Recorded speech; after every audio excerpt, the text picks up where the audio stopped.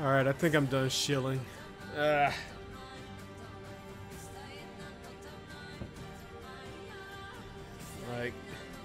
I don't know how some people do it. It's hard work shilling out that hard. Hold on. We're getting drop frames on my end.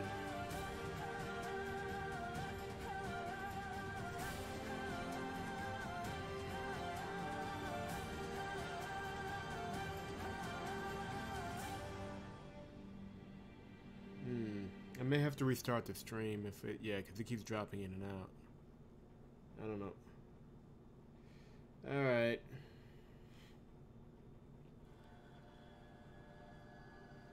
If we can get the stream stable, we can do this. Right now it's just a question of whether we can get it stable or not.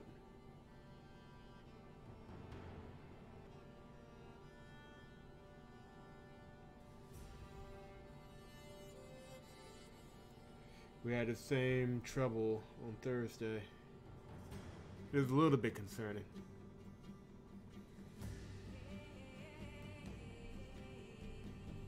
Let me see, what is up that I can close?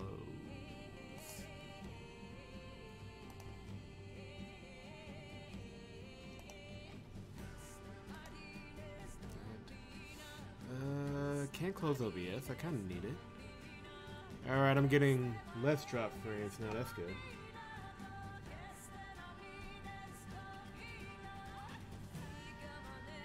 Yeah. Stream management, people, it's a pain in the behind.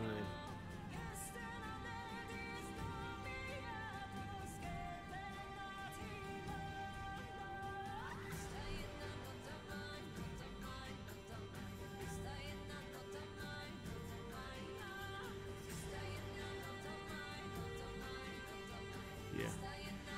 We'll wait until we get the drop frames down and then we'll get started.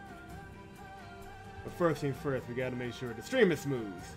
And right now it ain't.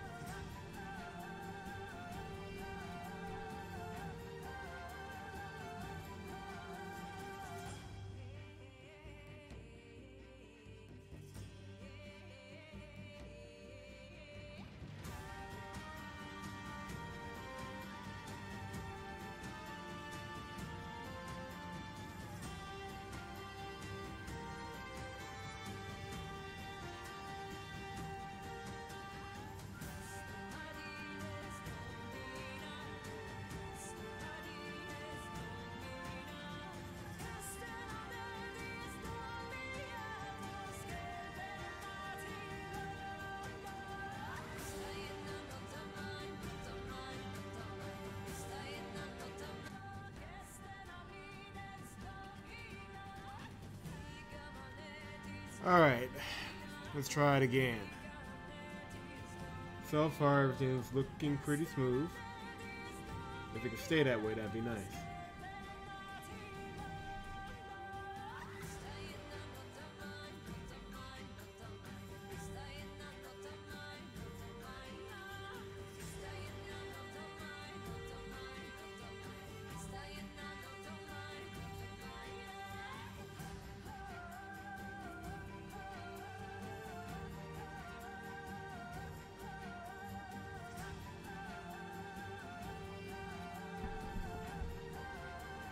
Alright, everything looks good on my end. Maybe that was just a momentary freak out, I don't know.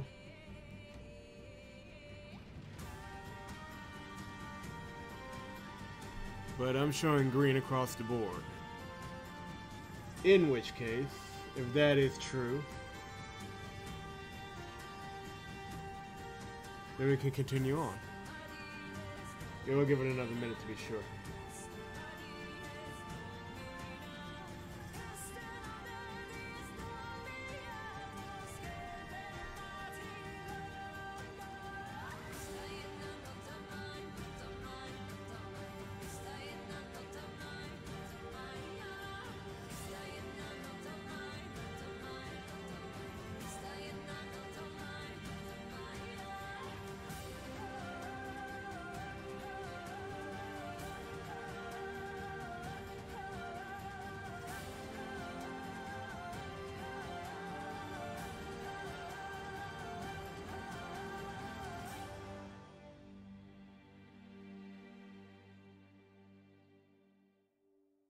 Now I'm kind of worried if I need a new link or not, but we will continue on and do it live. Good evening, everyone. JP the Third, VMsnow.com, with more Ash the Goth Redemption. When we last left off, a lot of people died. Our son died. Our wife is dead. Well, one of the characters' wife is dead. A lot of deaths going on in the game. It does feel like we're about to all meet up pretty soon because there's Thorn and his daughter in his campaign. There's Hopper and his side, and then there is the harem of warrior witches and Lo Fang. I will say that any battle that could take place with them could be incredibly epic. So I'm quite looking forward to seeing where that goes. Anyway, I hope you guys are enjoying the weekend. I had a great day today. Went to a street festival downtown, even though I hate being with people. So I'm not, well, I tell myself I'm not good in crowds, then I get in a crowd and I'm fine. So I don't know what's up with that. But overall, a fun time was had by all, and now I'm getting different signals. OBS says I'm fine. YouTube dashboard says, hold on, partner. Let's see. Let's push on and see what happens in the stream. I'm keeping an eye on it. But yeah.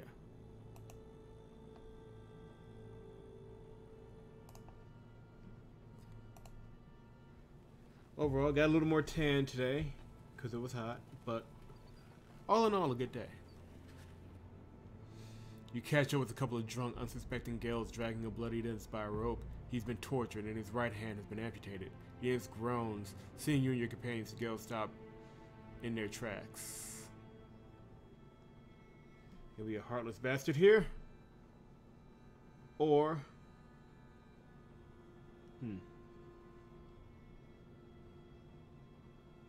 Yeah, I think YouTube is just screwing with me. Cause yeah, I see the stream. It looks fine. It's just that red bar won't go away. Not getting any drop frames on my end. The first time I tried to run the stream, the frames are dropping every other minute. So I'm going to, like I said, I'm going to assume we're all right. At least for now. And, yeah, we will monitor the situation. Let's see what happens here. Give in some water. Ignoring the Gales, you examine the stranger. He's not dead, but close to it. You produce a flask and pour some water through the opening in his mask, but the Ents begin seizing. He dies a moment later. His own kind left him as a deadly wounded man. Kama says quietly. The Ents cut off the hands to prevent the rings of the gods from falling into foreign hands. You swear you see a glimpse of tears slip through the slits in Kama's mask. You ask, why didn't they finish him off? Why didn't they spare him from the suffering? There was no manner, says Kama. A sacrifice was unnecessary, as was the rest. He's dying, but his suffering is of no consequence. Look, step thorn needles under his toenails and fingernails, and sticking out through the openings in his mask. He's been blinded. The Ents didn't do it, but he doesn't care.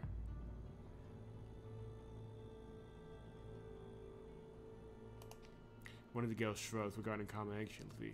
It's here, not far away. There are many dead Frisians, but only one of his kind. We'll bring him to the nearest watch. Why did you torture the wounded, you ask? What did you hope to learn? The Gales shrugs. We weren't trying to learn anything, just having fun. It's not a person, it's vermin. He was already dying.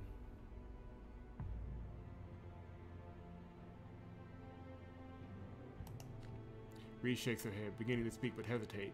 You step forward, draw your sword, and slip both Highlander's throats with a single stroke. The road is silent.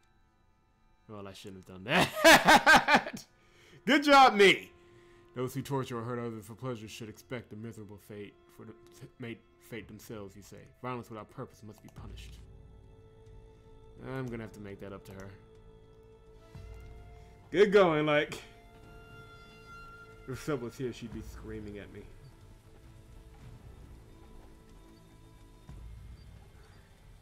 I should have asked Kama to do it. But that probably would have lowered his loyalty. Loyalty is a tricky thing in this game. You hear Kama muttering something under his mask. Listening closer, you can tell that he's singing. It's the temple hymn that amazed you when Reet sang it, but it sounds much quieter coming from Kama. It's a sense of your interest. Since your interest, you decide to talk to him. The lullaby my mother used to sing for me is all I have left. Fortunately, she didn't live long enough to see me in a mask, and my world covered in flames. If 1 year here also lasts 300 days, it'd be 5 years. But I wasn't mad when I put it on. It was a sign of valor. There were many who sought admission to the sacred hunt. There was talk about the end of the world. We were the ones to delay it. But you couldn't do it, could you? My world was enveloped with flames during its final hours. Many things became evident when the sacred stones appeared. Why would the gods build obelisks of protection? And protection from what? They're gods. But the madness leaves little doubt. Do you think the same fate awaits our world? Do you ponder fate while in battle? You just fight. How does anyone fight the gods? You can't go wrong by fighting your enemies. How do you fight? However you can. The people, those called heretics, those renegades who hadn't gone mad and fought us wearing black painted masks, those who tried to destroy the sacred stones, thinking that they were the source of all woes. Did you kill them? Yes, we tried to do that near the Miners. They demanded blood. It was like a voice controlling us. But the sacred stone was insatiable. The lands around the fingers of the gods became practically deserted. There were many signs. The sun grew brighter and brighter, burning everything out. The plague chained poor folks' throat and wrist. Most importantly, many changed into monsters to spawn the abyss. We massacred entire villages and we saw just one of them. But it didn't help you. Nobody thought about that. Even after we got here, we kept doing as the voice told us. We filled the sacred stones with power and became the embodiment of evil. The poison that kills whoever touches it isn't harmful to us. So the evil brought you here. I'm not sure it was evil. Now, when the fog inside my head lifted, I think there was more than one voice. You could hear a choir under the burnt skies. And under the hateful racket, you could hear something else. A plea. Admonishment, and remorse. Were there always other voices? No. We saw the Umbra heralds the same year the Miners appeared. They put rings on our fingers and taught us how to use lancets, the flying swords they brought with them. That's when we stopped taking our mask off. I have a lot to talk about with this guy. He's suddenly become very talkative. They looked how they pleased. The sun shone through their bodies. There were moments it seemed as if they weren't even there, but their touch when they taught us was stronger than that of the mightiest warrior. Did the Miners give them strength? No, not then. They told us that the gods themselves live in their bodies, nurturing them. They said that the gods saw through their eyes, touching us with their hands. We wept tears of joy when we heard it. Others did. Our enemies wore black masks, but as far as I know, no one succeeded. The Umbra had to deal with some internal conflict still. They didn't die in the end. They're incorporeal beings. So, if the Umbra fought each other, but the gods nurtured them, does that mean the gods opposed each other? That's what I think about constantly. What if my burning world was the gods' battlefield? Where are they then? Oh, or where are they then? Depending on your inflection. I hear breathing, like a mighty warrior has been crushed under a mountain and can't awaken. It's terrifying. Someone must have been in charge here, right? The Umbra. They met us near the stone. They prophesied a quick victory and then vanished. They appeared in a blaze of power. You call them Reapers. As you wish.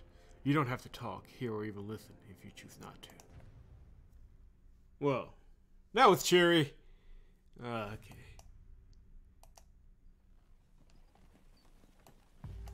There's a couple of ways we can go now. You see a pregnant Frisian woman lying on the road, unconscious from dehydration and holding an infant. You stop. The child moves, but it's too weak to cry. Shannon winces in revulsion. Such people don't survive. Look at her. She's practically dust. Giving her water is a waste of time. It won't make a difference. The only merciful thing to do is to kill her. You examine the woman. She's still breathing, but doesn't have much time left. Judging by the wounds on her wrist, she tried to make the child drink her blood. Yeah, that is the merciful thing to do at this point. You know that the woman in front of you is nearly dead. If you can be merciful, please do so, you tell Shannon. Make it quick though, or it won't be mercy. You continue your journey. After a while, Shannon catches up with you. Everyone wants to stay clean, she mumbles, wiping the blood from her sword.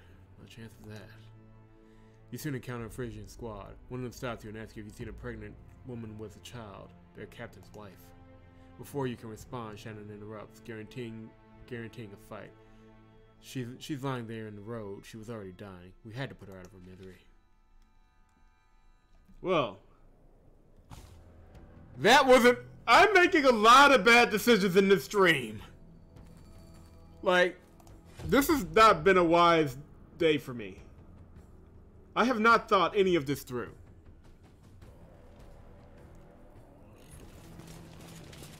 Oh, Lord. Alright. What's this? You invite? Hey, what's up, Mike? Yeah, quiet side of this stream. Everybody's out having a good time. I've already had my good time today. Well, let me not say it like that. Let us fight. She would have been dead either way, but... If I don't get any loyalty from Shannon from this, I'm restarting. Because that was the whole thing.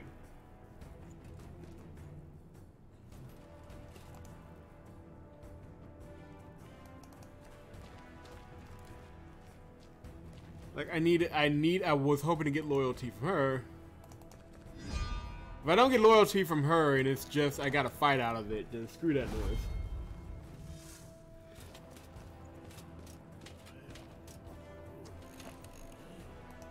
Now, Long Fang. Increase defense by 42. I'm just gonna let him go ham for a little bit.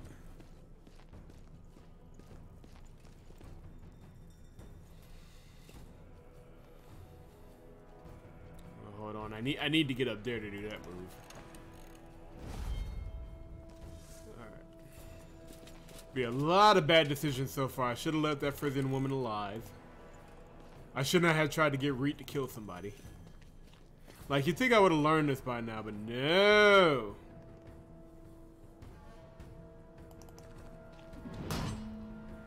But like I said, if this doesn't end with more loyalty from Shannon, then I may just restart it all. Start from the top of the path, and that may honestly be the best way of doing it. I'm not going to. I will not question. I won't question anything, and nobody should know the difference. Honestly, I haven't decided how long I'm going to stream tonight. I don't know if I want to pull an all-nighter here, but we'll find out. It's a shame Sup isn't here because once again we had a situation with a pregnant woman and a baby, and we tried to help the baby again. All right, here we go. Whoa, that was a very effective shot from the crossbow. Yeah, let's go ahead and take this guy out because he could be a problem.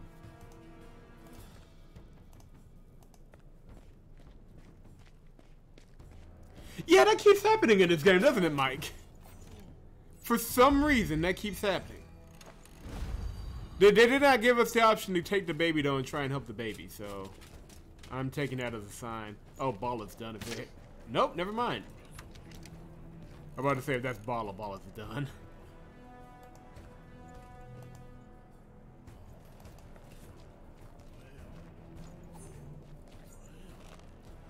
They're probably going to send out that last crossbowman. And that is where we must attack. After the crossbowman. Yep. Damn! He got... Oh my god, that was amazing. Bad for me, but what? That was one hell of a shot. I did not know that the archer could get 2 in a row like that, so I'm gonna have to upgrade substantially in order to do that. But I want to do that.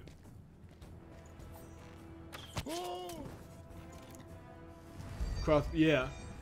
I will say that the animations do look good, and when they actually give the battle animations, they do give some detail to increase that.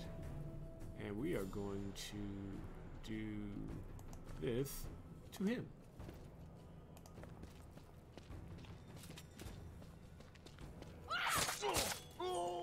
Oh, her health just she's about to go down. Her health is low. But nobody's coming for her, so okay.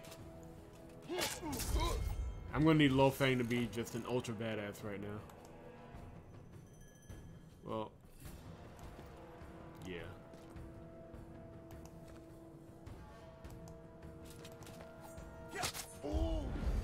Nice.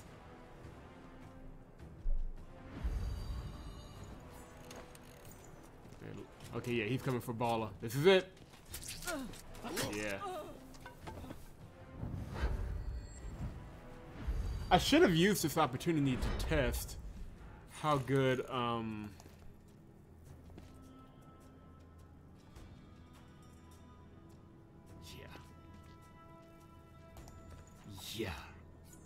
Yeah. I love this move so much. Way to the altar of the gods is just sick. It's a sick move. Overkill. Yes, but overkill is fun, Mike. Alright, now let's go get the last guy.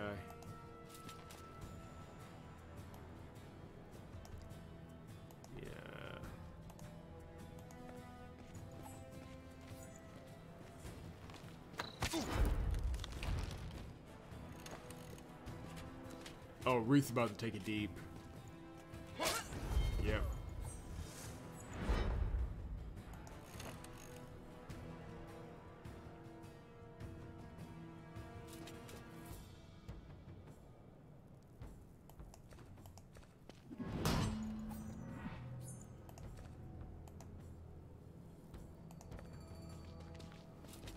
Everyone. Mike! Everyone is not, clearly everyone is not, oh great, we got another guy. Because of course there's one more.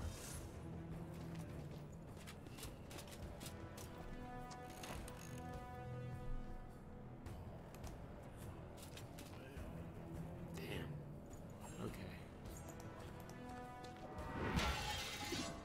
It's me and Shannon, the one who started all this trouble in the first place. Except for your main character, Mike! Nice. And then there was one. This guy is about to take it deep. What do I got? Oh, I could do exactly 23 damage and kill his ass. Well, I can't kill his ass with that. So we're gonna kill his ass with this. Can we kill his ass with that?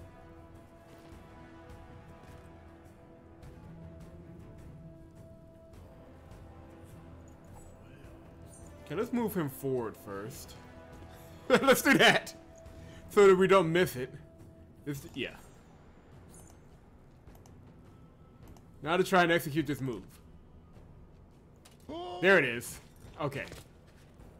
The fight ends and you lower your sword. Dead Frisians at your feet. The fight could have been avoided were it not for Shannon's foolery. That said, preventing her from killing the woman might have spared you the Frisians' wrath, but it's not likely. Thankfully, their wrath backfired. Shannon approaches. I searched a woman with a child and found something. I know you forbid death, but that Frisian woman would have died anyway. You prepare to continue your journey, well aware of that anything you do can yield unforeseen consequences. Alright. I got no loyalty out of that. I'm gonna see if I can redo that choice. Oh, that's a... I know, honestly, I would have been highly upset, Mike. If I missed that, I would have been extraordinarily upset. But I got no loyalty out of that. I'm gonna see if I can... Hold on. Let's see... Okay, this is the recent save. This is the last save. I'm gonna go with here. I'm gonna load this last save because I got no loyalty out of that. And the reward for that, just that the 5 Strixes and that little bit of gold, was pointless. So we're gonna try this again. I mean, that was bad. That was pretty bad. Like, let me see. Luckily, those choices were made in the early part of the stream, so it doesn't count. That's just how we're going to look at it, okay?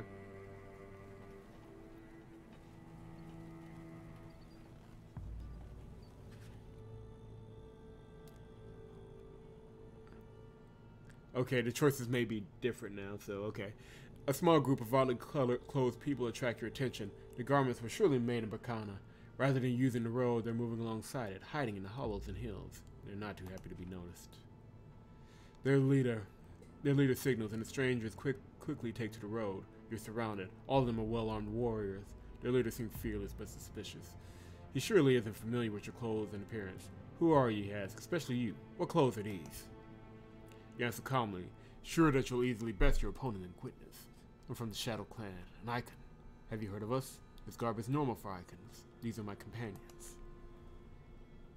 The leader turns, squinting. He thinks his warriors are stronger. I meant not even one, though. I have heard rumors, but your land is far away. What's an icon doing on the road from Frisia? What's your business, and how did you get here?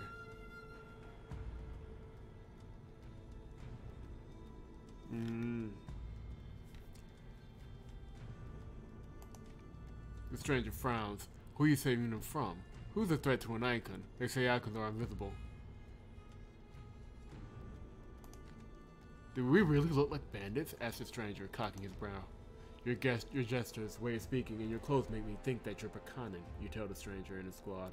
I'm beginning to believe that you are spies. I just don't understand what knowledge you seek. I've heard that 3 legions are gathering near the Triple Minor, but I haven't seen any armies. The stranger regards you curiously. That's important news about the Frisian legions. I mean, but we came here for another reason. Did you hear anything about them building the bridge across the Great Abyss? There are rumors of Frisians trying to cross the Great Abyss and strike Bacana in its unguarded belly. What say you? You shake your head. It's impossible. Many leagues of the bottomless abyss are poisoned with toxic smoke. The high peaks of the Milky Mountains are on the Bacana side. It's a decoy. There are no such rumors in Frisia. You should wait for the troops in the Vale of Mercy. The stranger looks at you for a moment, nods, and signals to warriors accompanying him. They turn and leave, disappearing into the nearest hollow.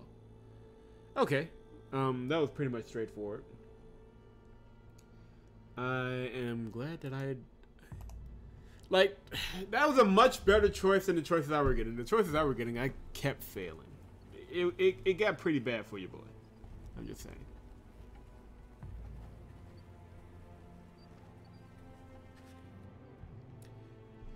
You see here we go. You see a pregnant Frisian woman lying on the road, unconscious from dehydration, and holding an infant. You stop. The child moves, but is too weak to cry. Shannon winces in revulsion, blah, blah, blah. We must try and save this woman! You approach the woman and bring a flask of water to her lips. The water runs down her cheeks until finally she seems to swallow.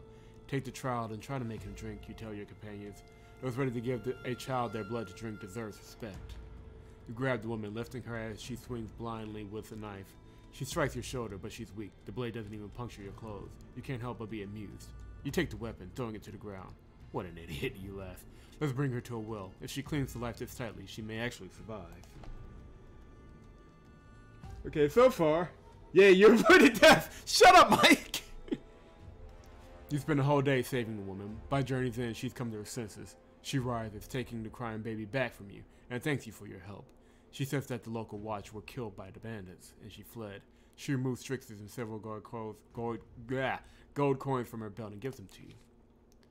Alright, so we got the same amount of Strixes I think we were going to get. We lost 24 and got 5. Yeah, so, and we got the same amount of gold and Strixes we were going to get. So yeah, in the end, it was much easier just to save her.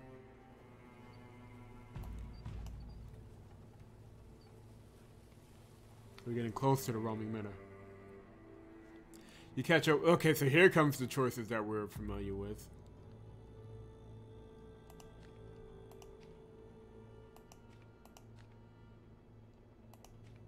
One of the girls shrugs and looks at Kama anxiously. To the first Frisian watch, they ordered us to round up the filth and promised to pay for them, dead or alive. Why did you torture the wounded?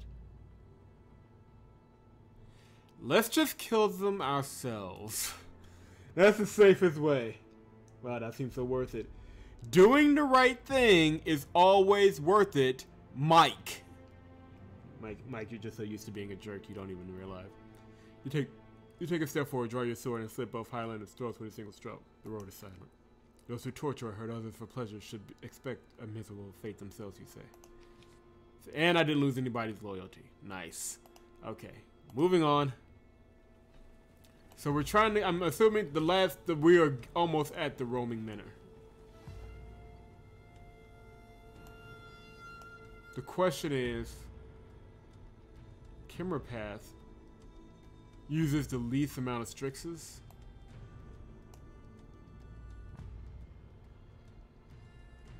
We're going to Kimmer Path. We're almost at the roaming manor. So this, I'm not a jerk. I've seen what you say in your streams, Mike. You continue your journey until you sense an enchantment on the road ahead. It feels like a brewing thunderstorm, but the skies above are clear and still. You stop and scan the horizon for any signs of danger. It almost feels as if there's a battle raging nearby. If so, you'd be happy to avoid it. Reed picks up on your anxiety. There's a sanctuary nearby. Gallian shamans wasted many Strixes there, soaking them with the victim's blood in an attempt to make more. That's why this place attracts the Enses. And when you say Enses, think the Kimra. Outside of Reap time, you almost never see Enses. But I visited this place a couple of times. It's not on any map, but it can't be more than 3 leagues away now. You rack your memory for something relevant you may have read in ancient manuscripts. However, it all seems that Reed looks at you confused. What danger are several Gallian daughters? She asks with a shrug. They've got no magic, no weapons. But if you really want to avoid the place, you can head slightly to the north.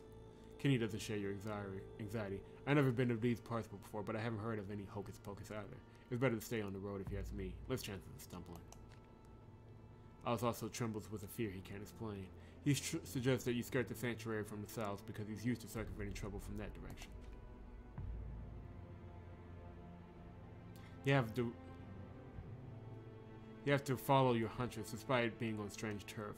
Your companions will rate your decision. Well, follow Reed. You decide to skirt around the sanctuary from the north and head into the Badlands using goat trails. The feeling of menace seems to dissipate. In a couple of hours, you are finally relieved enough to remove your hand from your sword hilt.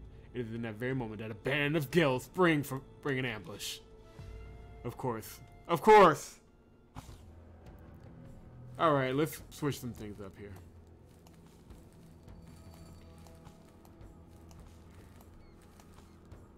As much as I love my merry band of warrior wenches,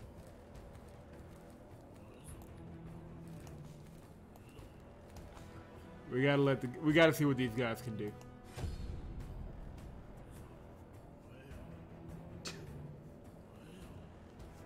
Mike, I was trying to avoid death. How dare you? But yeah, never drop the sword, because you never know what's gonna happen. Alright, let's see how these guys fight.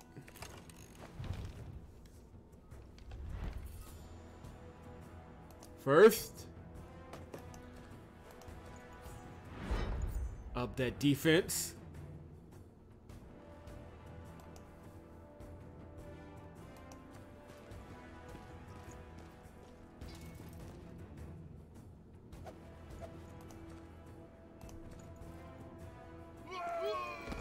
Nice.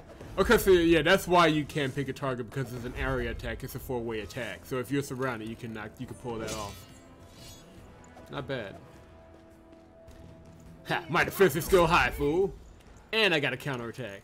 What's wrong with you? Why do you want to die?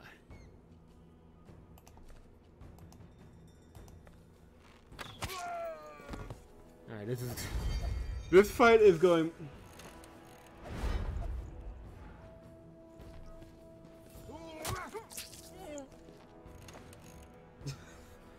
Mike, I don't know what you're talking about. I am thoroughly confused.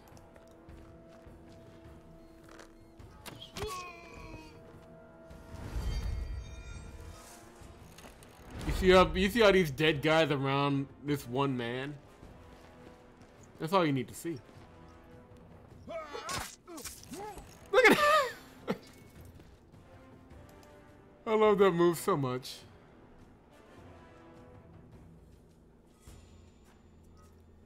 Why would I want all my damage to be received to health? They're just leading you into a false...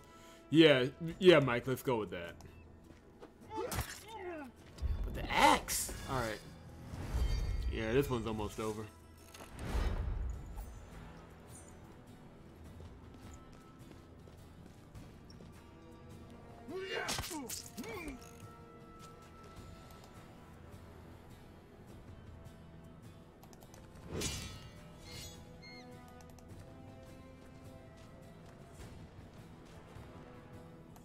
I want to see what this guy can...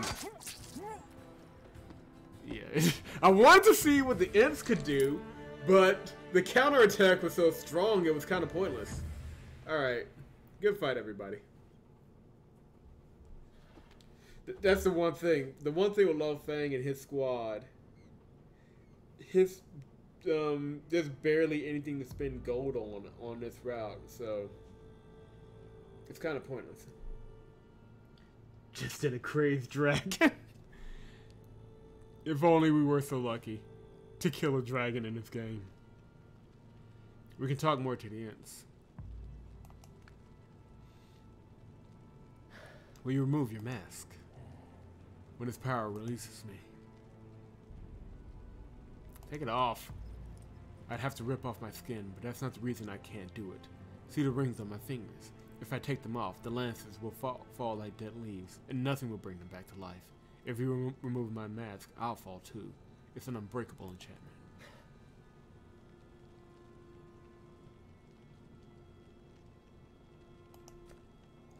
I heard that the Black Masked Warriors did it, but I can't be sure. It's possible they painted masks taken from people like me. I've unmasked those that I've killed, and have only found ordinary faces. Who were those Black Masked Warriors? They tried to oppose the Reapers, and us. It didn't go well. Still watching them, I realized that the Reapers aren't invincible. Thinking of my home is more painful than remembering my lost world.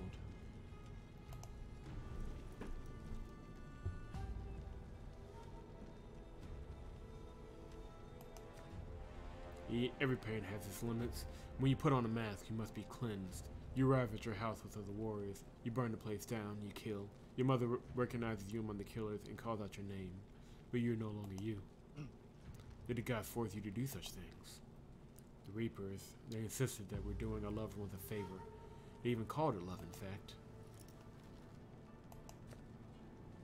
Even behind the veil of madness, I pondered that, and the She-Reaper's beautiful words, which flowed like a mountain brook. She said that gods are like humans.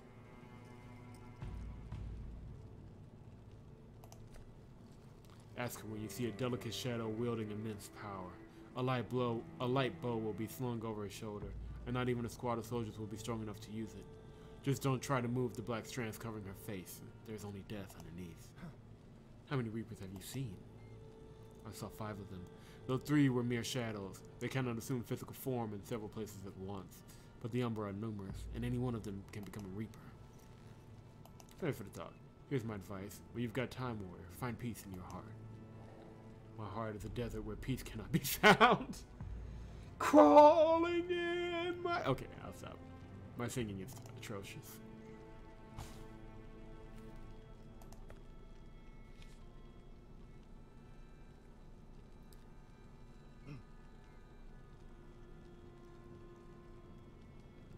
Can I upweight to the altar of the Gods? Yeah, we're maxing that out because that move is beastly.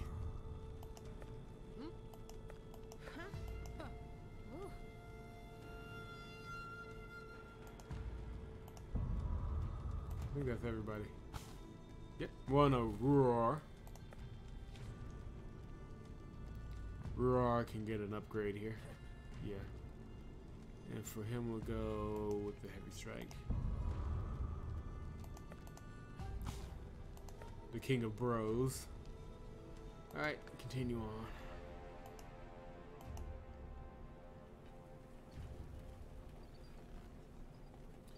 Torture Stockade. Lovely. But we're not.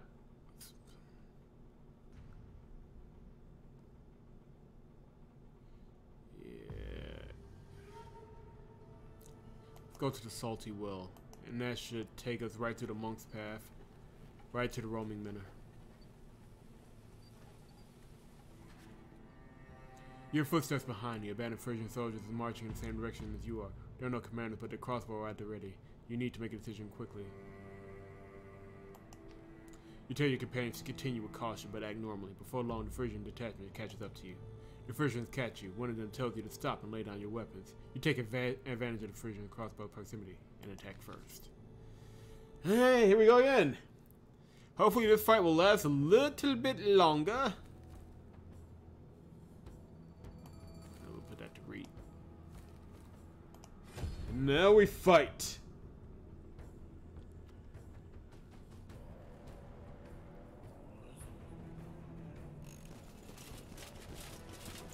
We're gonna have to take. There's only 1, 2, 3. Okay, that's a little bit more than one of them. Man, look at this. Okay, so they've been crucifying people here.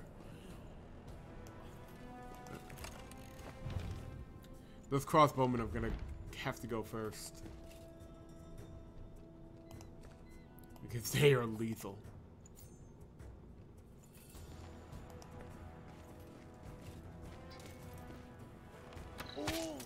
One, 2, 3, 4.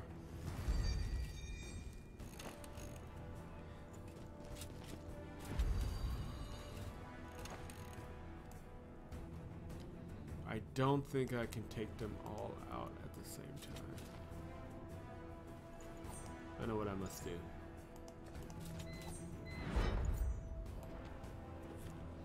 We need to move old boy closer. And in the next turn, I should be able to get them when they're all grouped up.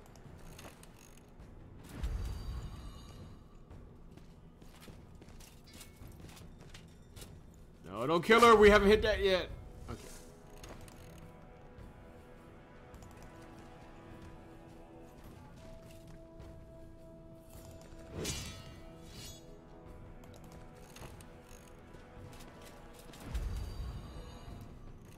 Everybody saluting everybody over here. Over here.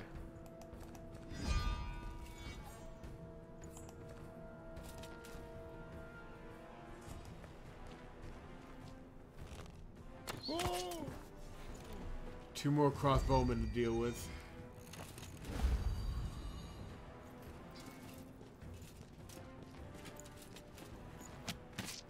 Okay, good.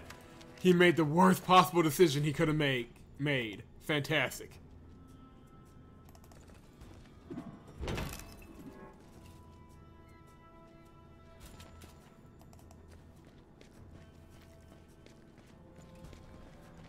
yeah, I'm not close enough to attack.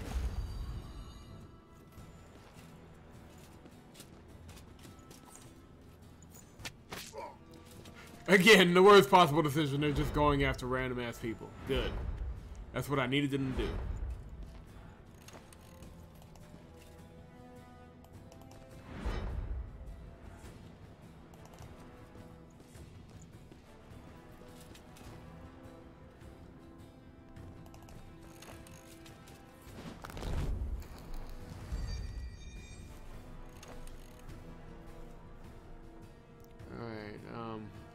Let's see what the imps can do finally. Deal 14 damage.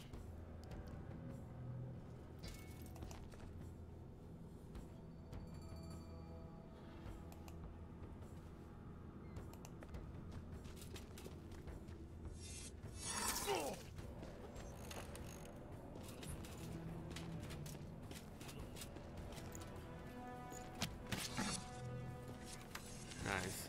I need to get a crossbow. Those crossbows are freaking deadly. Literally, they're just lined up, but his four-way attack will not do anything on that one. So let's break this party up.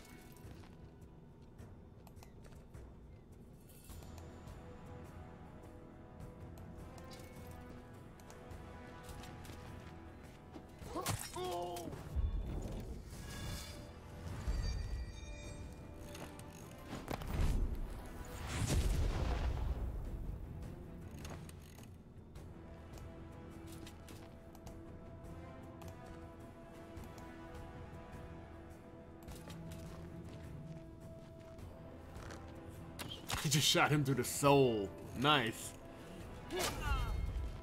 Reed, do not die. Please. Thank you.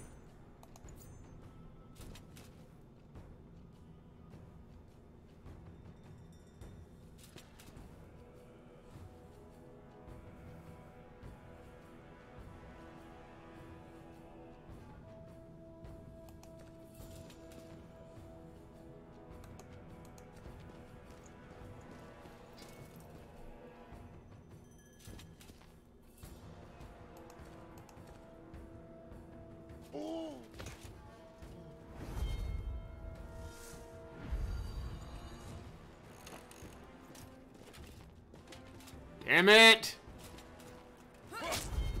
I need her alive! Well, I didn't need her alive, but I wanted her alive.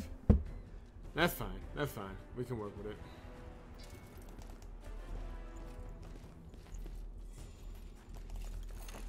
It's not like I can't win this fight without Reed. I would have preferred to have Reed, though, in the fight. If that makes sense.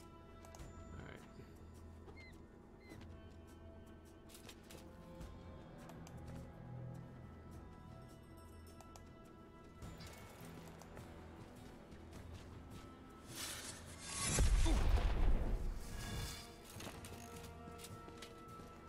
And here comes one more, because why not? Throw one more shrimp on the Barbie. Yeah, I'm killing this guy. This guy's gotta go.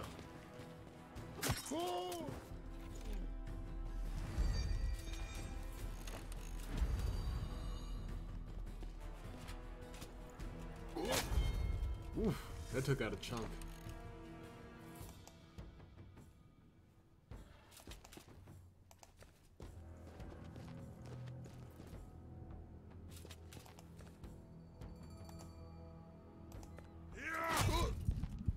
Smash with the hammer. Well, Fang is not hearing that myth right now. Thank you very much.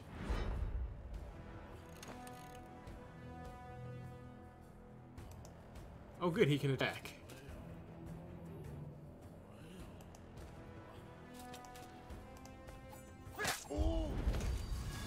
And now you did. Thank you very much for your failed efforts.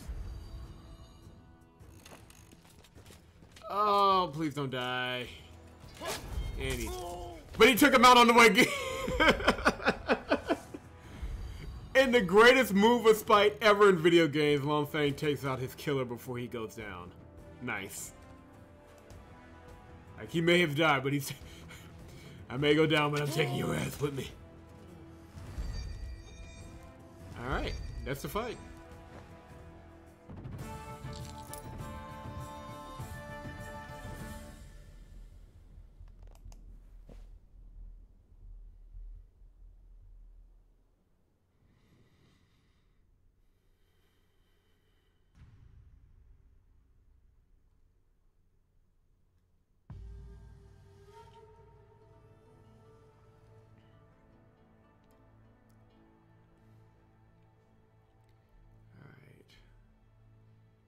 I'm not comfortable using any Strixes until I'm sure this is the actual path we're going.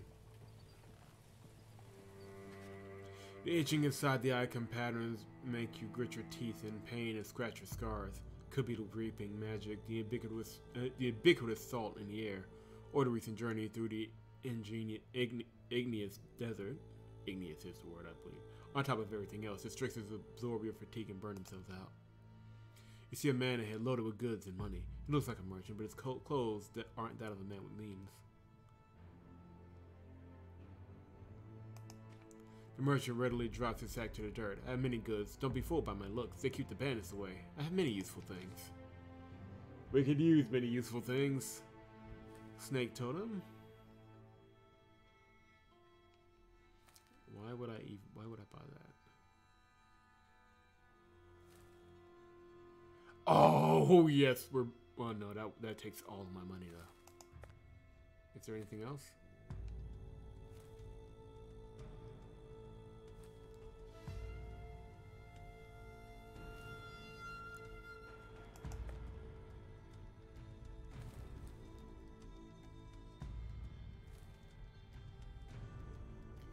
I mean, if I have to. It's all of my money, but I have to. An 80% chance of avoiding injuries in battle? Are you serious?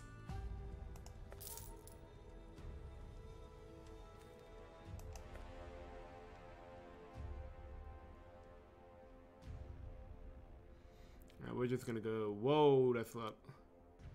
We're going to take, but that takes me literally straight there. It's worth it.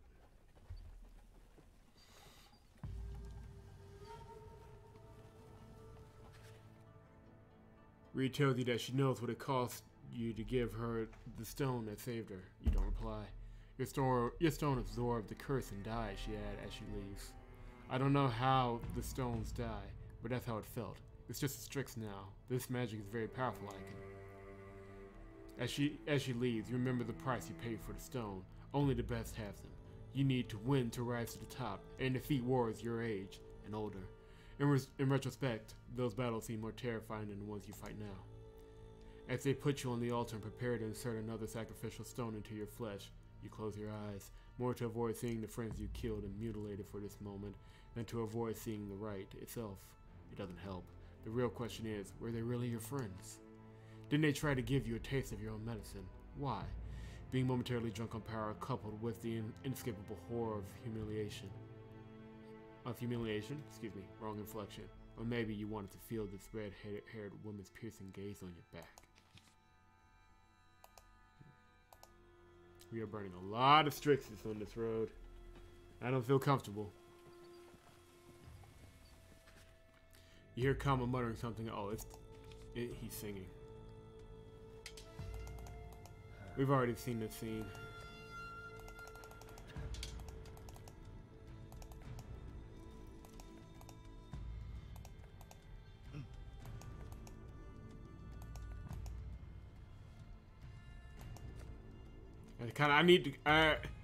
It's a little redundant, but I need to go through this entire tree to get to up the loyalty.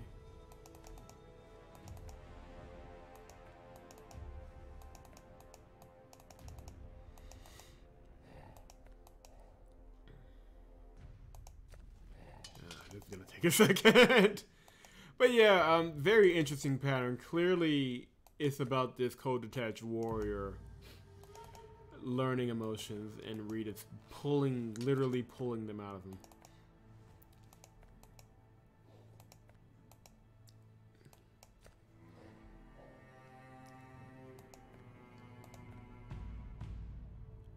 Like, all of my Strixes are about to be gone. Come on. We're almost in the Cameron lands. Almost there. Can we get there without further interruption? No, we cannot. Just off the road, you hear shouting, barking, and muffled growls. You investigate, discovering a huge wolf tied to a tree. It's muzzled and its hind legs are secured by a fishing net. Several Galarian women hurl rocks at the animal, preparing to set their dogs upon it. A man holding a torch tied to a long stick thrusts it forward at the wolf. Roar scratches his head.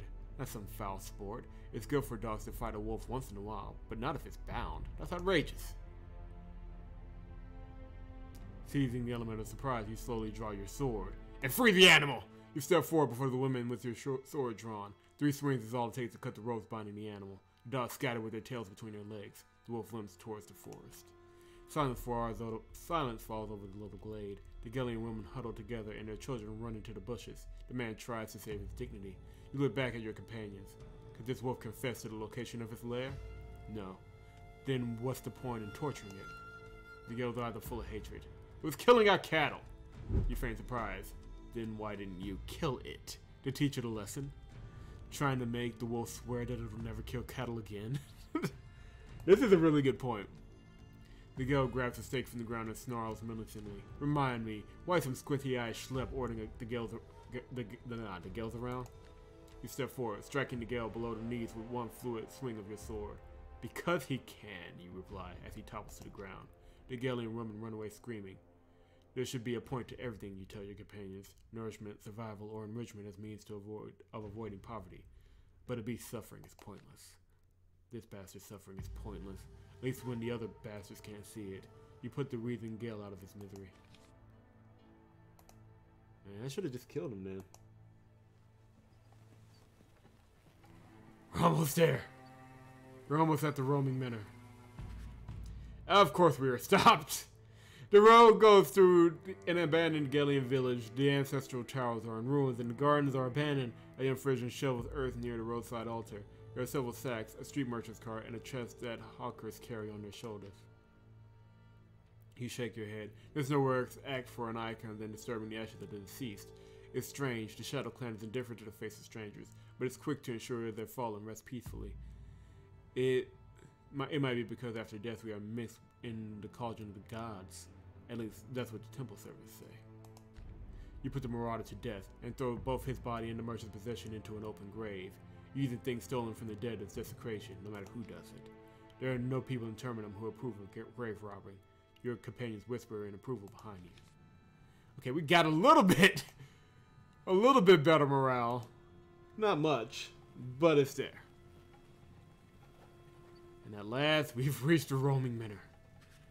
You stop at a pole located at the crossroads. The colorful patches hanging from it indicates that the camera frequent this place. You nod as you nod at your find as Reed approaches. Reed looks around worriedly, then shows you a large bare spot on the ground and a trail that bends around it. That's right, Icon. It's the camera path. Even though it's hard to meet them here, a wandering manor should appear. You just need to lure it. Here's the trail.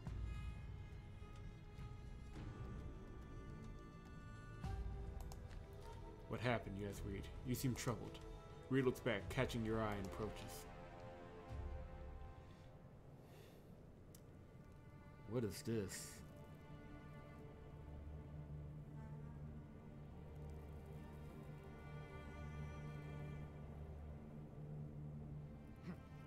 You look at Reed and feel what you felt when she was singing in Wotan. It's indescribable. She's not singing now, though. She has something important to say. This is the place. The shortcut begins here. When the roaming manor appears, we'll douse it with blood, and it'll transport us to the manor near your home.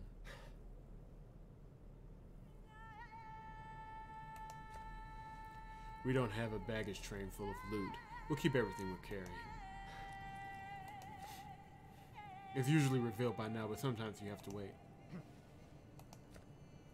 I can't tell you for sure. The reaping changes everything. Before a palmful from each warrior was enough. Is there any other way? There's no other shortcut. From here, the Kimmer would normally travel to the reclining manor nearby. But something very gruesome is going on. It's been a year since the Frisians let anyone near that manor. I think that's where the Inquisitors were sending us. The manor can be lured out. Death may attract it, but it'll also anger the manor guardian. What do you think? He's not a Kimra. He's master of these lands. He has no castle or army, save for the bandits in the Vale of Mercy, and they're just a diversion. He serves the roaming manor. What exactly are you going to do?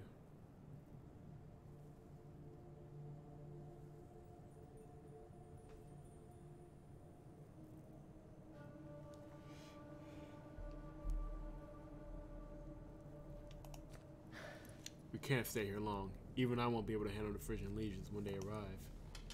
Reed tries to say something, but you silence her. More talk is unnecessary. Having considered the situation, you summon Reed. Reed speaks up. When the reaping began, everything changed. We must leave the plain, but the roaming manor might not appear in time. Unfortunately, I'm not sure what it'll take to lure it out. All I know is that blood must be spilled. Shannon grins wickedly. There's a burden in every party, and ours is no exception. Let's get rid of it and use the free blood. Shannon draws a sword.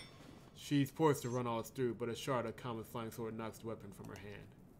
Anne struggles to speak in a foreign language. We do not need a victim. There's enemy coming here. We'll do battle. The girls! That was convenient.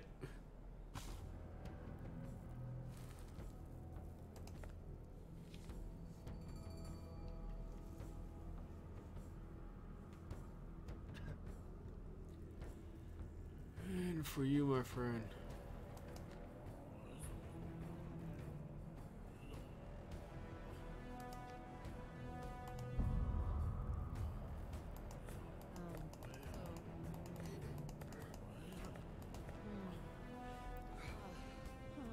Stop. Stop! Okay, now it's just doing what it wants to do. Okay.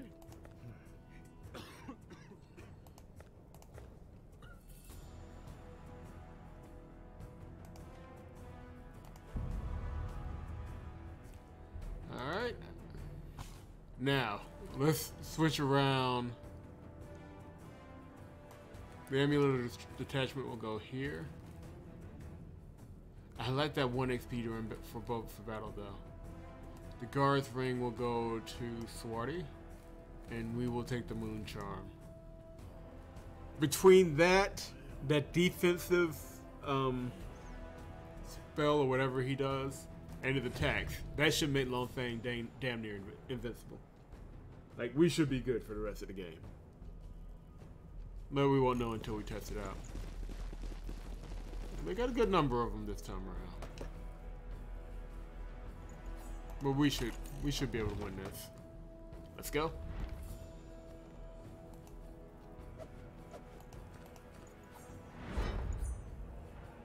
Come to me and die. I'm literally just gonna go right in the middle here and just start wrecking shit. That is the plan.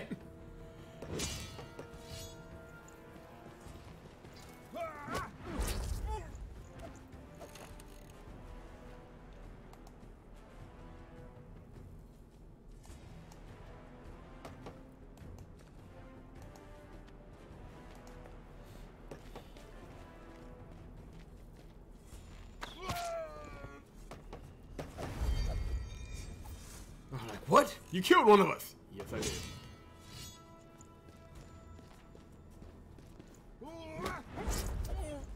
Oh my god, they're just... Thank you for setting yourselves up. This is beautiful. Excellent work, people.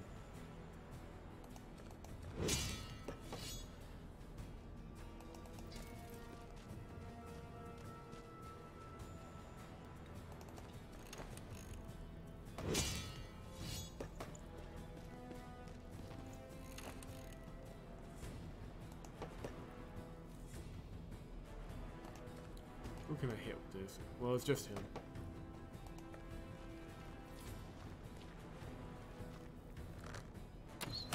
Nice shot. Please, yes, attack. Nah, God, I want everybody to surround Long Fang so he can just wreck shit and end it. All right, you guys hang back. We should be good on this. Yes! I love it when they do what I want them to do. Roar should come next to Rito, just in case. Okay, for some reason they like going after her. I wonder why. Alright. Damn. Alright. Now I get to wreck shit. Let's go. 3 and 1. Nice. It could have been 4 if I would have been patient, but yeah. Well, this is fine.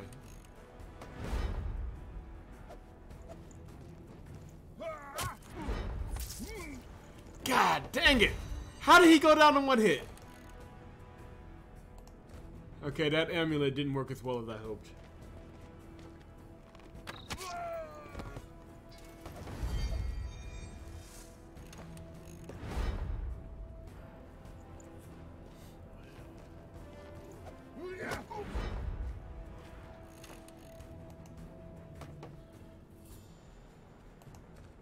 Take care of this poor bastard.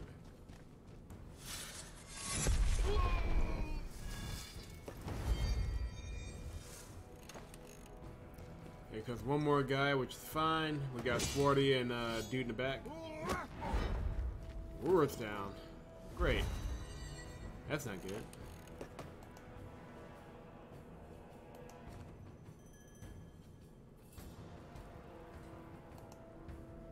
My 2 toughest warriors went down pretty easy. I don't like that.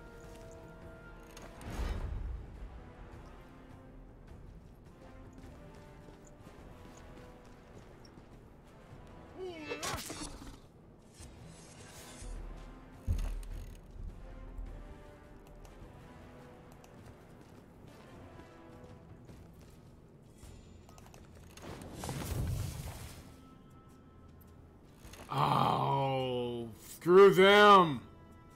They had that energy switching card. Now I really need to make this quick. Crap. That does zip for me though.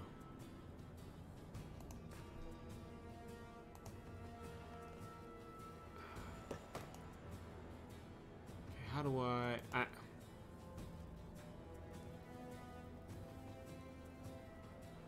like I legitimately just need to start wrecking everybody's shit.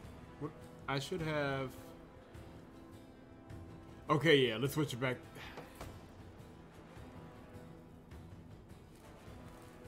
Do I?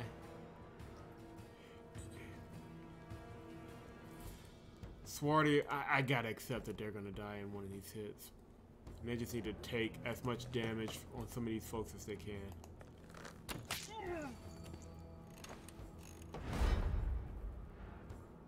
Yeah. Alright. That's fine. That's fine. Screw them, but it's fine.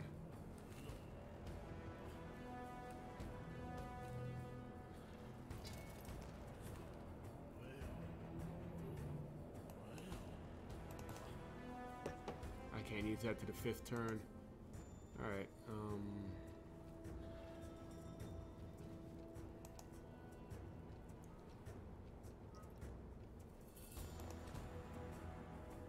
good grief. I need him dead.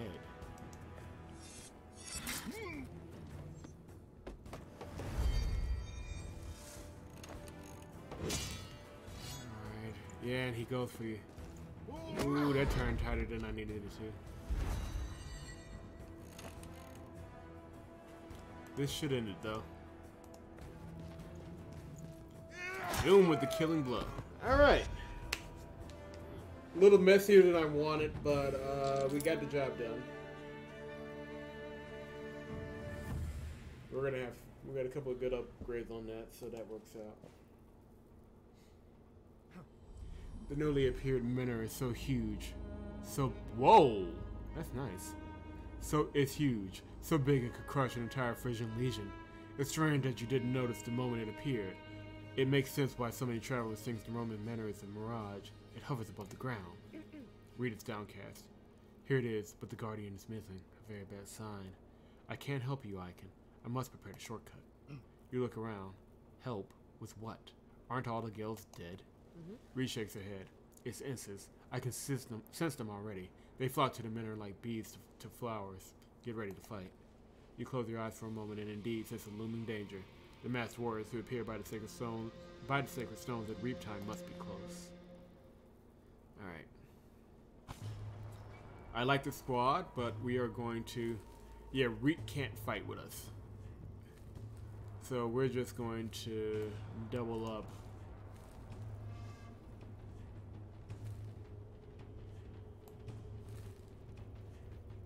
We are going to give it a bag of herbs, though.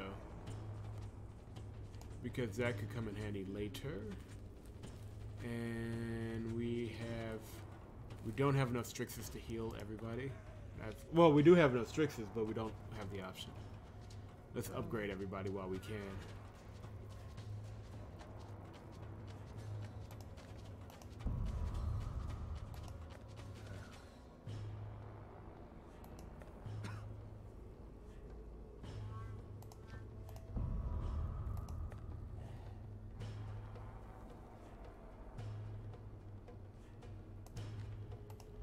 Use that +3. Or +1 walking because he's kind of slow. And Swarty. Yeah.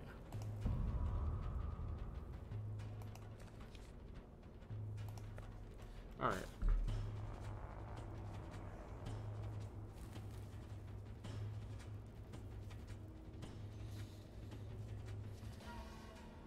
This is not going to be an easy fight, but hopefully having an Imp on our side will help, hopefully.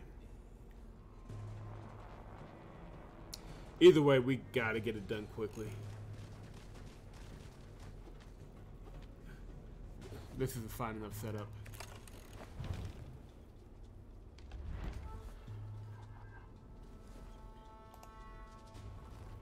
Now it goes Cloud Tower. If I step forward too soon, they're just gonna gang up on me. But I can take one right now. I gotta do it.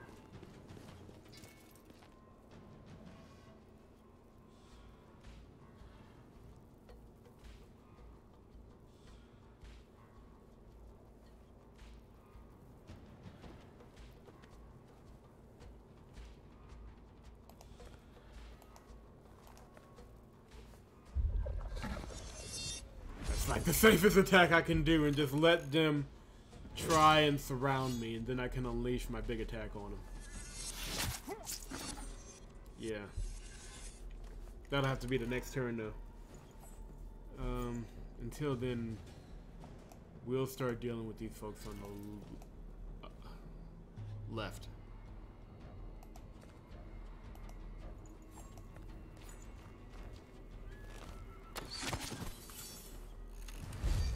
Ooh, they did not like that.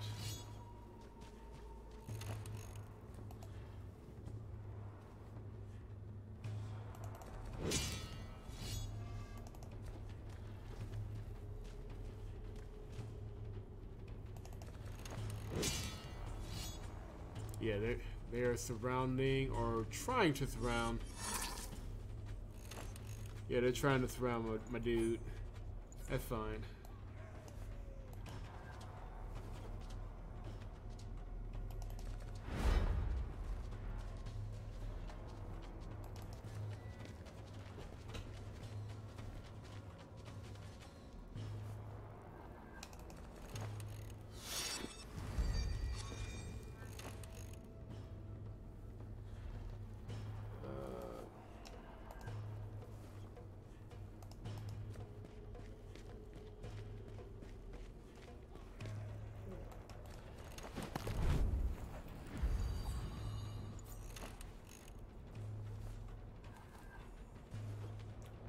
If necessary, I can get Doom over there.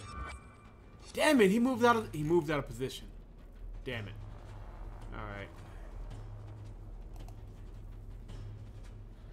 I need him to be surrounding me.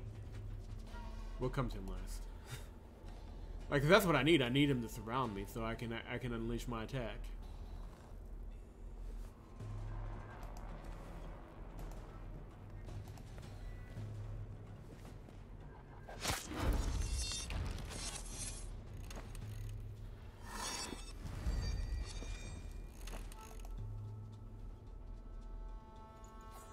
This dude's health is ridiculous.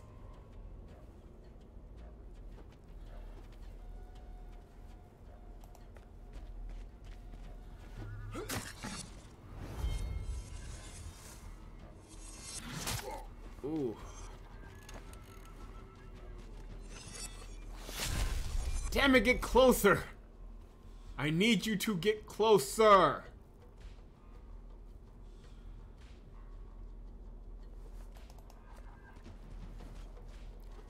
A lot of energy for instance to move. Okay, I got one. Not even by accident. I'm not even trying to fight at this point. I just want...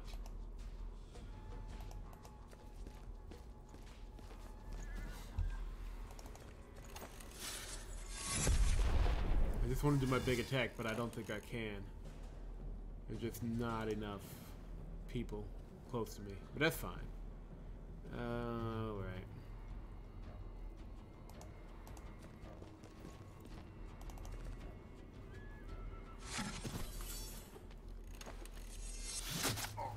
There goes Roar. Again. Taking another L for the team.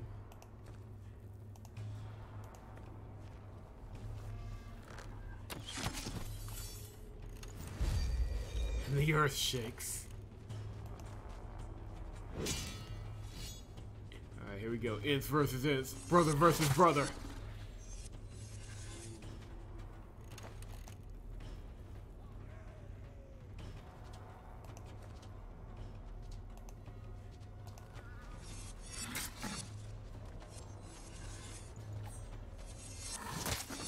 Oof.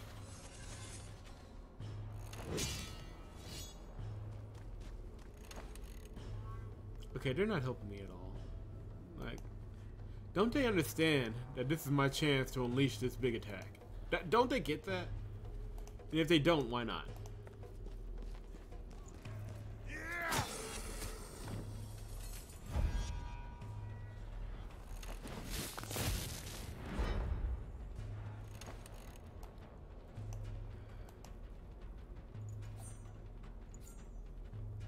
We have got to up.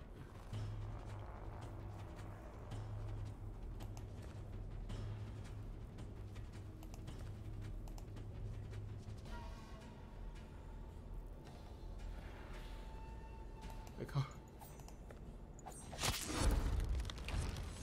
Man, his defense is ridiculous right now.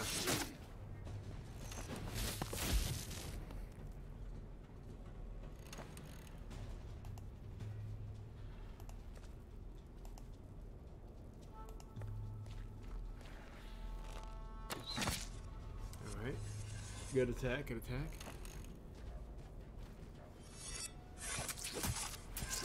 Good grief!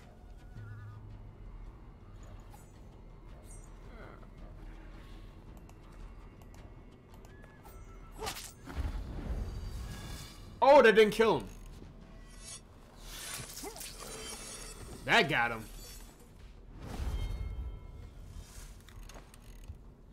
Alright, that leaves one.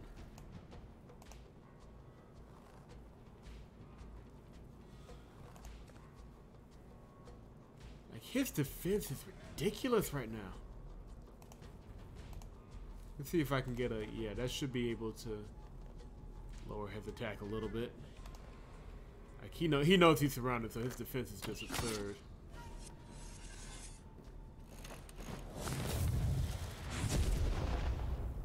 And somebody died? Okay.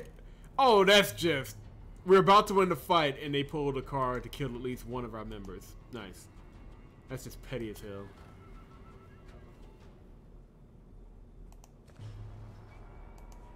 Like, the only one... Oh, what cards do I got? Yeah, that should do it. I can't use it until turn 4. Okay.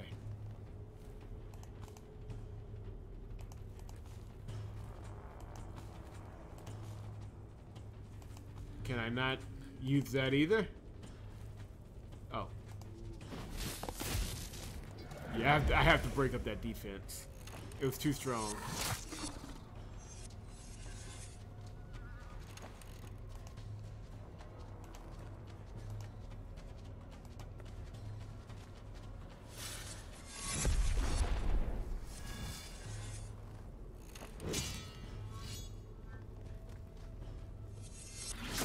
Ooh.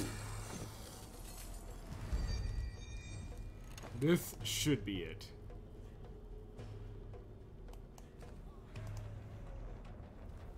And yet it's not. Good lord, this guy's standing like a stone wall.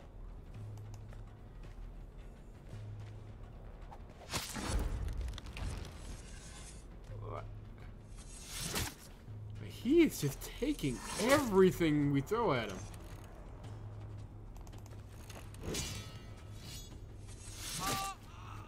Good God.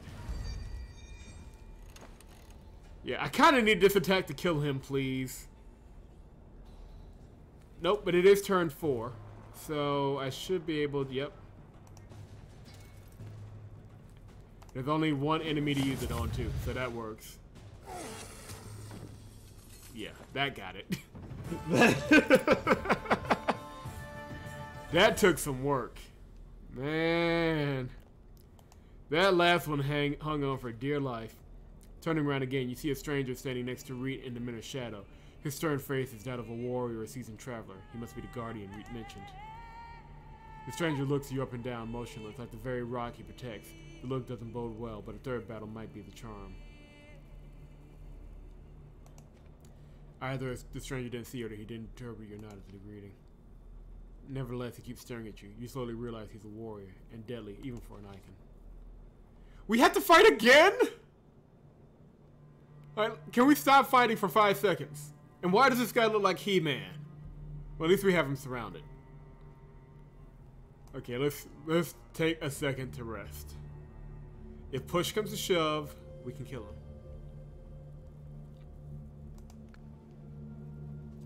I got a lot of people to heal in this party. Christ.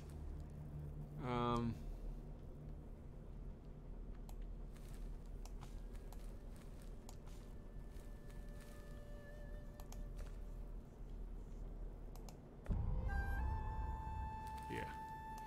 Let's do some upgrades.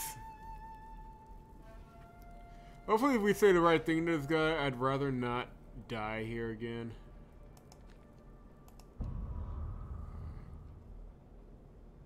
Cloud Tower takes. Oh yeah, I'm going to up next turn. Next time I get one up, I need to get that. Up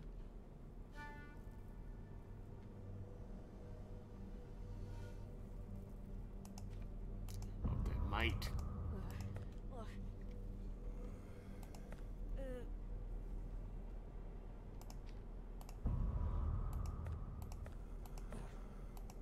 All right, those are all the upgrades.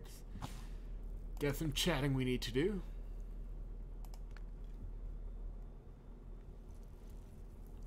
Do you hear me, Kama? You fought against your own brethren. I will never fight other icons. You would, if your brethren started killing everyone in sight. If they went mad, if they tried to kill you, you would. It's not my brothers I fought, but the ones who devoured my world. I don't know. Back when I could still hear, I heard that a mad god did it, but I can't be sure. There was the sun that burned everything, and poison falling like rain. I'm trying to understand, Kama. What drives you? Is it your duty? Your faith? Repentance? Why did you rush to Allah's defense? Why did you stop Shannon? Just to be merciful? Mercy requires time I didn't have. I didn't want a silly death, that's all. This minnow is clean, and only a clean minnow can open the shortcut. A dirty one, a quick death. Blood taken by force is dirty. And you knew about that, though. We were infusing it with poison and power. We weren't trying to create a shortcut where none existed. Where none exists. It's a problem, a divine oversight. It shouldn't be that way here. It's wisdom that drives me. And that was the wrong question. Great. What do you talk about with Reed? About me and who I am now. About time and how much I have. How much the world has. Reed is wisdom.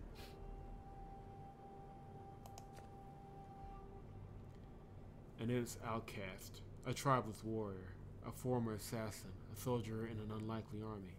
Reed saved me. I don't understand everything, but I know she saved me. She pulled me out of a dark enchantment. I hope that neither of you are mistaken. Unlike armor, spells can't be seen, can they? They're not visible to the naked eye. I can see the enchantments of the stones in your flesh icon. They impart great strength. The minnows are much like the stones, but are set into the flesh of your world instead. I happen to be part of that. As long as the reaping lasts, maybe less, we feed on the power of the minnows, but not because we can't eat other food. The spells binding us need the power of the minnows. Those same spells kill us when the reaping ends. These spells can't be broken. The longer the reaping, the longer your life. Reed told me about the Kimra. It turns out that they are my people too. I believe her. She's given my life purpose. I shall not let the reaping conclude with this world ending. I don't know. It's not as bad as it was in my world yet, but it doesn't take long for water to boil over flames. If the one who destroyed my world comes here, it'll be over quickly. Will you sense his arrival? I believe I will, as will you, but you wouldn't recognize him. Kind of like being on the scaffold and hearing the whoosh of the executioner's axe above your neck. If our fates are willing and our luck coincides. We share the same luck, Kama. Deep. Next. Aldous can barely breathe after what happened. He clenches his teeth, hands trembling. You move to reassure him. I've almost recovered, and I'm deeply grateful to the Ents for saving me. For a minute there, I thought they both wanted to chop me up.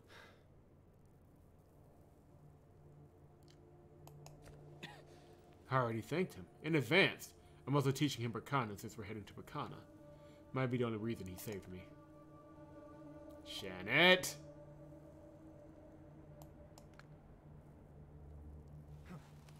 Why are you so pleased with yourself? Happy you didn't commit murder? I'm pleased in general. Life's short, Icon. You should seek pleasure whenever you can.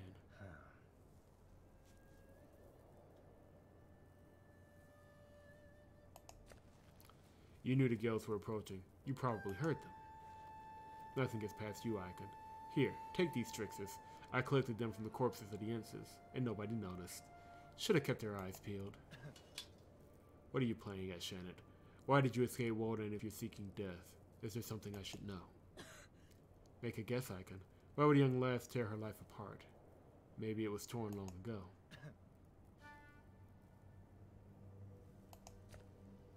Sometimes, yes, but the scars remain. If you have too many, the pain cries to be relieved. It never fades. Do you believe in finding relief in another's pain if it's greater than yours? To each his own. People find relief their own way, get drunk their own way, breathe their own way, and die their own way. Shannon, remember that death can come from any side when you summon it in a crowd.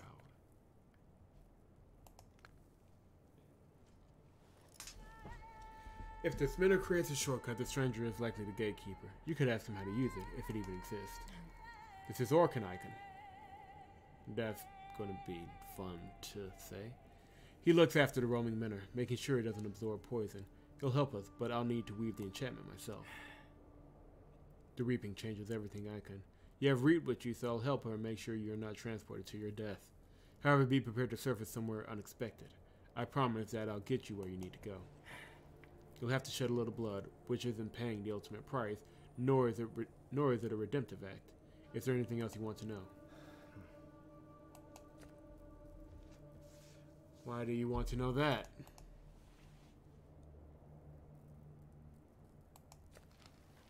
You want to take on the strongest of the powerful? Are you hungry for glory or nursing wounded pride?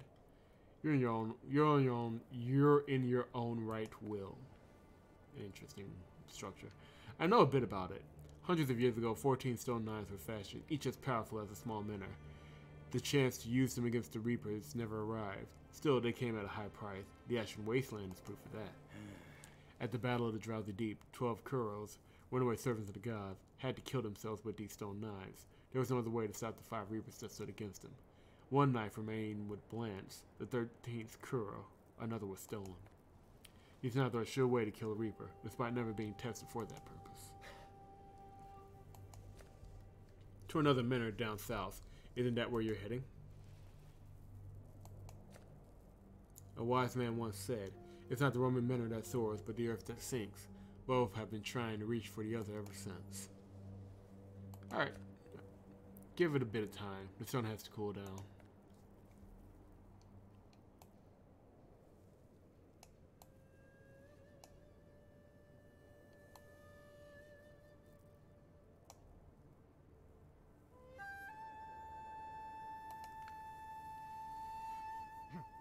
Are you feeling worse? Why are you rubbing your neck? Quite the opposite. Hasn't hurt a bit since the minnow appeared. Too bad the ulcer's still there. The pain will return. Wish I could stay with the minnow, but Orkin's quite intimidating. And if I die, I'd rather die by your side.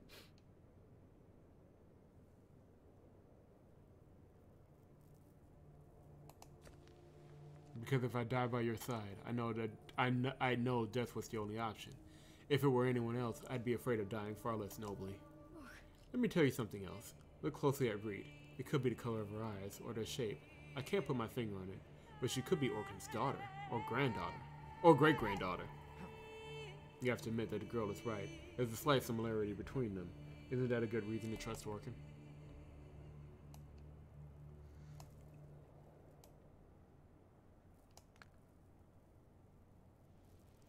What are you drawing? What troubles you? Do you think that Orkin might trick us?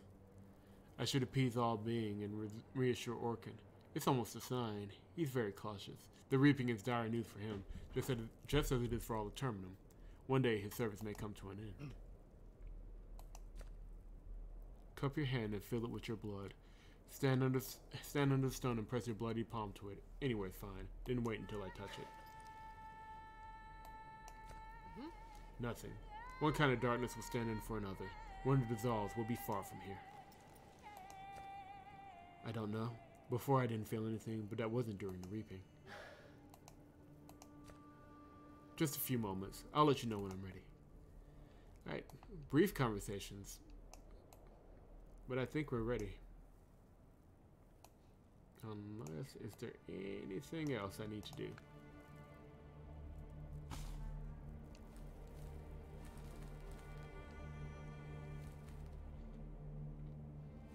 I'll hold off. I may need those Strixes when we land. Something tells me we're going to land right on top of Hopper or Thorn. Orkin lifts his hand. You approach the Minor, appreciating its mass close up. It sure doesn't seem weightless. Orkin raises his palm. When you mirror his gesture, he cuts his palm, brushing everyone's hand in turn.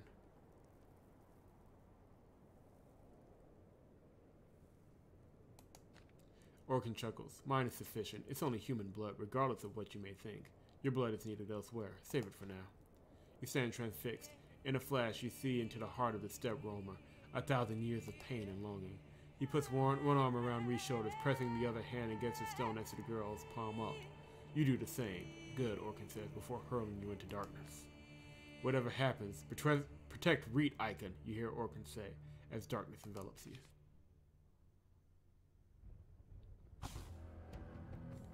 Wait. Seriously? This doesn't sound good. Alright.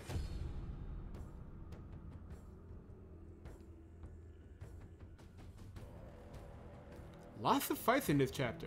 It's like the veil covering you since you touched the Minor has lifted. Chillier nips as your cheeks on a mountain ledge, at a place where the road bends. Several astounding gales unsheathe their swords before you. Damn you, Icon, Kenny cries, as if being thrown out into the snow isn't enough. We're practically landed on the enemy's blades. You draw your swords. You should deal with this unexpected obstacle before forging ahead.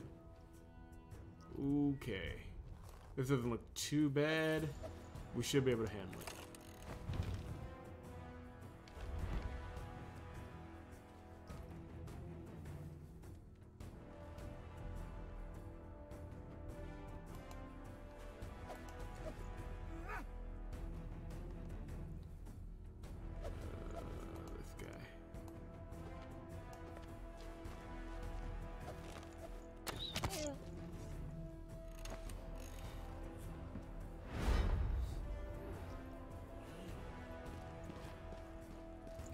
Damn, I should have upped his defense.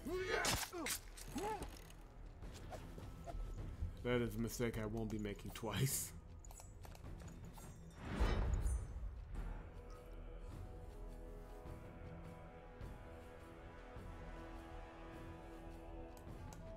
Crap, I can't see. Oh, it's exactly 15. That's perfect.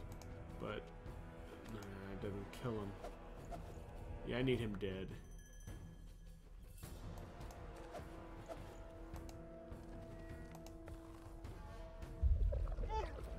Goodbye.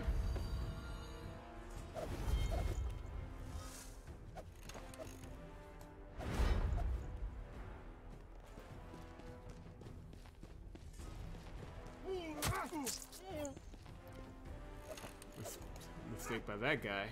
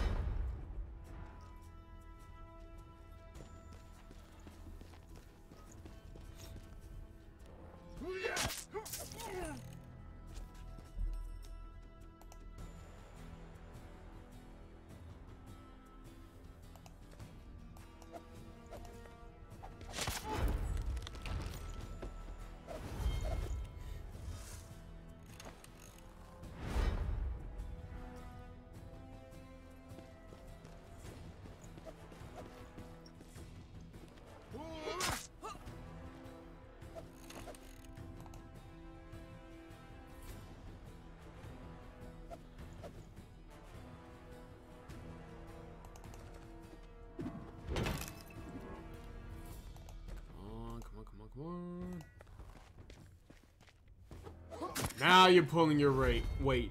Now you're pulling your weight, Roar. Now you're talking.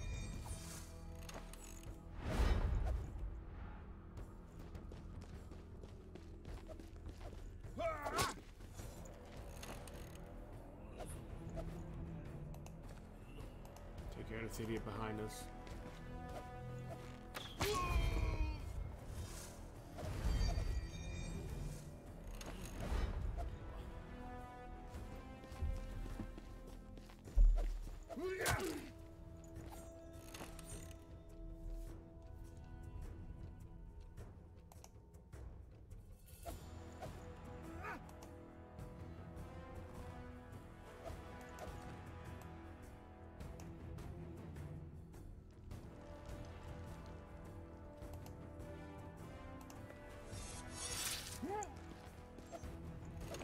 That's one thing though, the UI, I can't see the UI this way.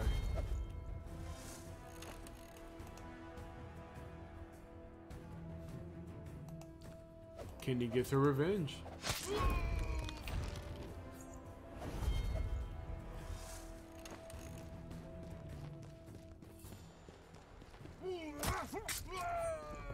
Alright, battle over. Nice.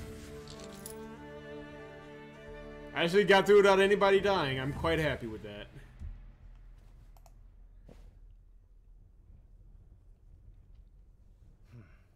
You stand motionless. The battle is over. The gale's lost. Blood staining the frozen rocks the blood staining the frozen rocks crunches underfoot. As the heat of battle passes, the bitter cold tightens its thorny embrace. You scan the area. I've forgotten what the snow and cold feel like. Yeah, beautiful mountains here. Everything else fits. There's a metallic taste in my mouth. It's what a shortcut should feel like. We're somewhere on the edge of the Veil of Mercy. We should leave before we freeze to death. I don't know why we emerged here. I know of no miners in these parts. It might be something with power equal to a miner, though. But wait, we're not the only ones led astray. These are In's footprints.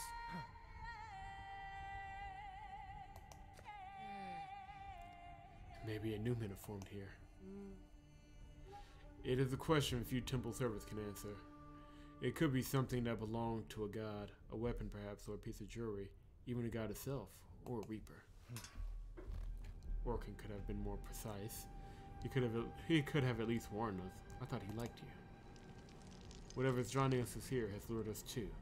It's quite curious. Orkin has nothing to do with it.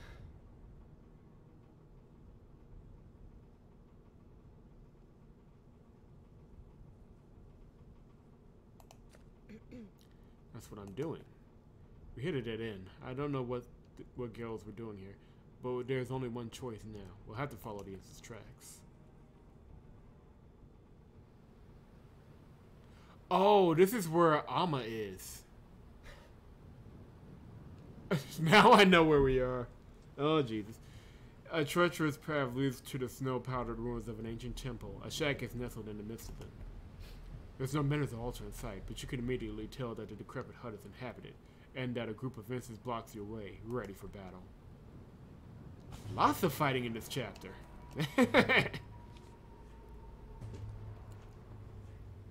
Very action heavy on this one.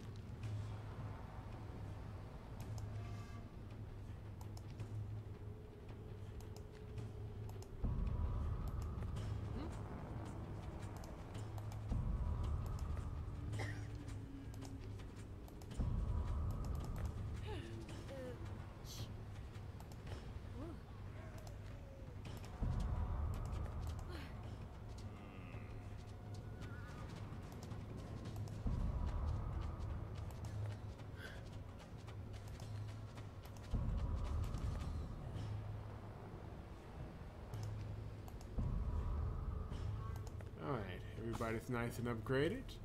Now we fight!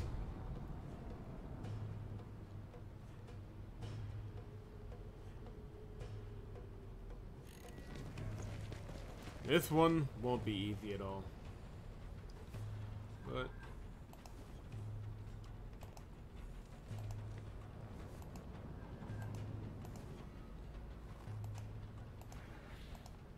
spread everybody.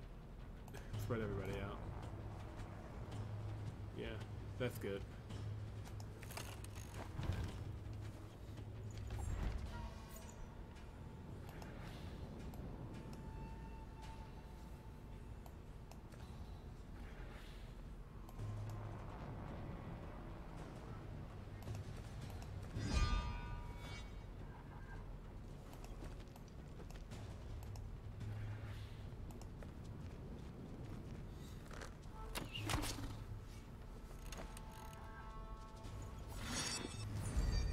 Oh, these assholes. Alright. Try tar on their lips.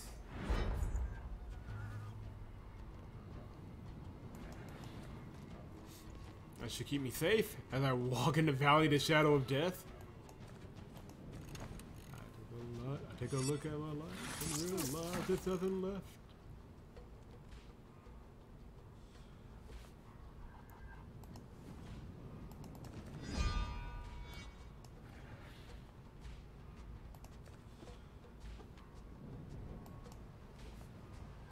Honestly, no. I need to hit those. I need to try and hit those guys in the back if I can.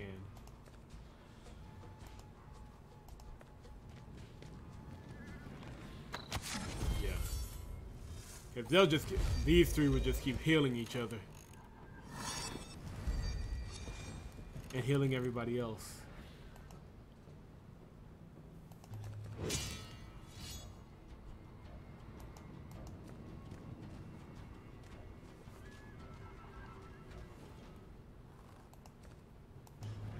Attack.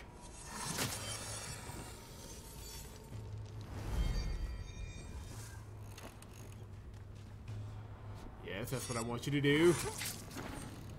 Surround him.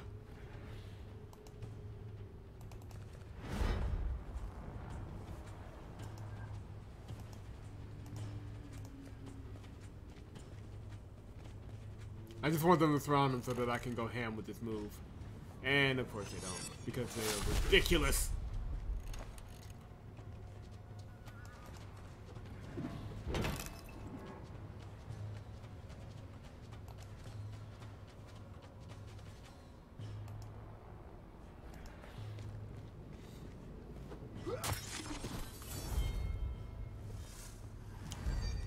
Didn't shake the foundations of the earth.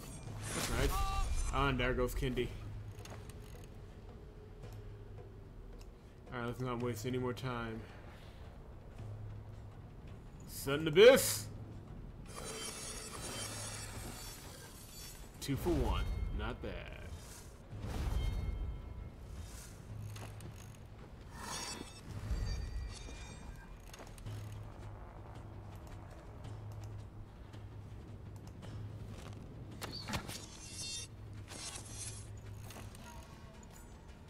He just... Okay. That's as cheap as hell. You gotta die for that one, man.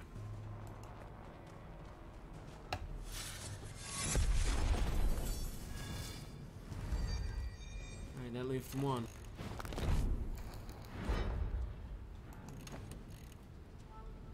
See if we can get this shut off clean.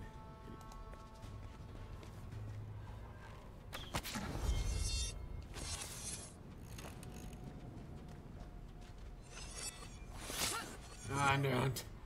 Reet, always taking the L. I don't care what the fight is. She will always seemingly take that L. Doesn't matter. We won, but still. My point is my point.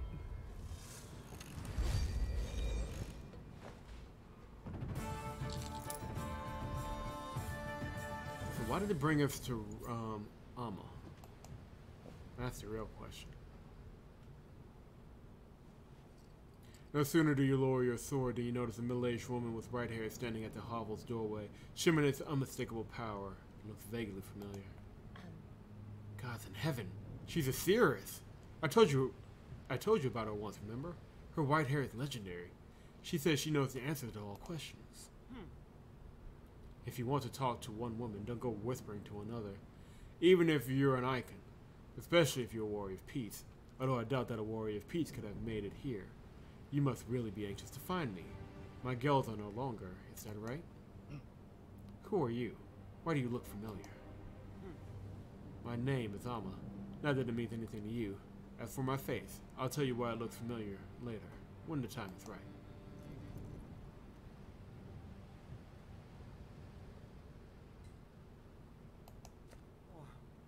The same reason that made the Roman Minor transport you to this spot of land.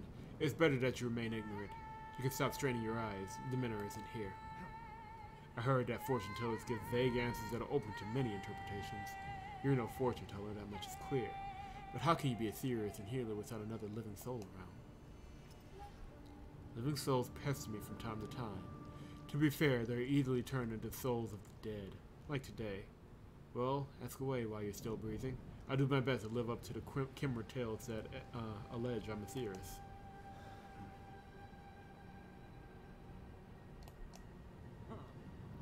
He may suspect something, but he can pull his hair out and it'll change nothing. When you send a boat downstream, you can't foresee every whirlpool, even though the river's mouth never moves.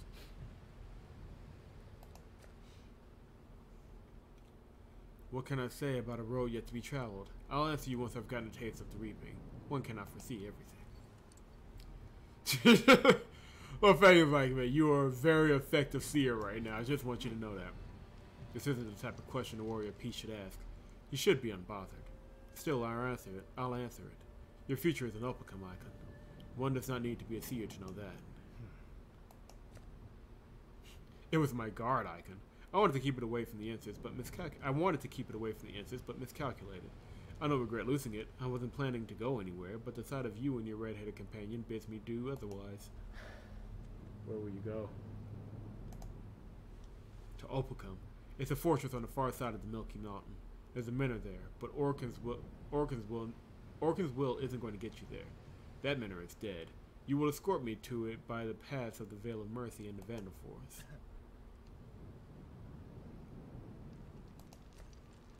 I don't know. It's difficult to see one's own fortune. The fortress will see its share of misery, but the reaping isn't all powerful there. Don't remain dispassionate. Haven't you heard of the Mastery Spiral? Be like a callow youth. Experience joy and sorrow. Remember to breathe peacefully. You will accompany me. We'll set out soon. Before we leave, I'll tell you why you can't refuse, to be sure.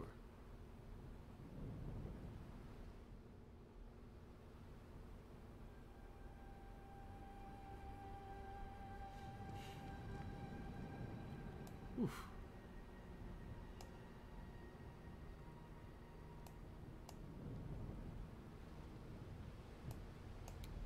I don't have any option to move forward in battle. I'm assuming once I make camp, that will be what moves us forward.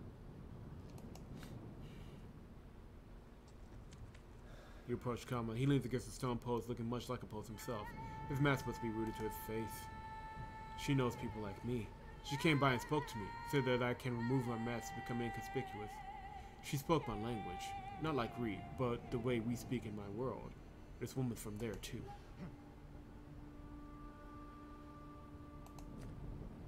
I don't know. It's like being filled with pain. Sometimes I think I got here in a blink. Sometimes I dream of darkness that lasted many long years. I don't know, but she does. Will you take off your mask? No. Without it, I'd feel defenseless. Listen, there's another matter. There's something like a manor nearby. Something similarly powerful.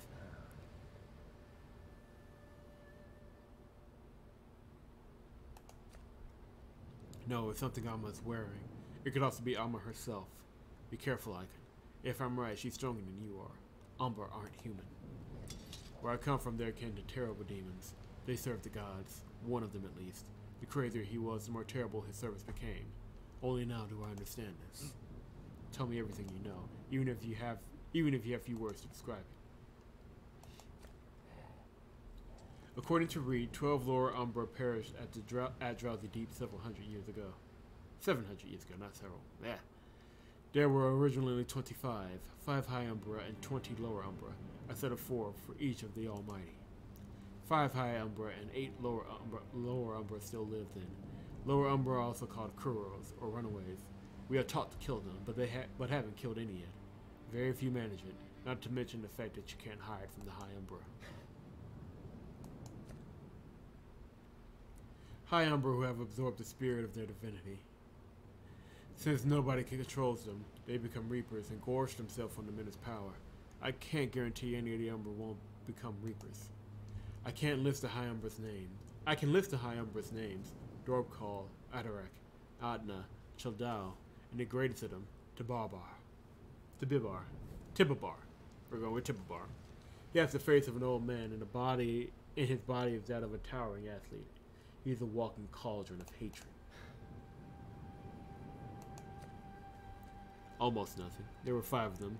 Talking about them in vain was punishable by death. I have killed for that myself. One thing is certain. 4 of the 5 tried to save my world. Don't ask me for details. My knowledge is like the echo of good tidings that cling to your face like spider webs, or like a drowning child's cry. I can't be sure of anything. Why is that the Menace, the Umbra, and the Answers are only remnants of your world? They aren't the only remnants, Icon. Somewhere in the depths of Terminum, there's an ark full of my kin waiting to be rescued. It's possible that I was suspended within it all these years. It's also possible that the reaping is meant to purge this world for our rule. Are you prepared to kill me to reduce this risk? I have more important things to do right now.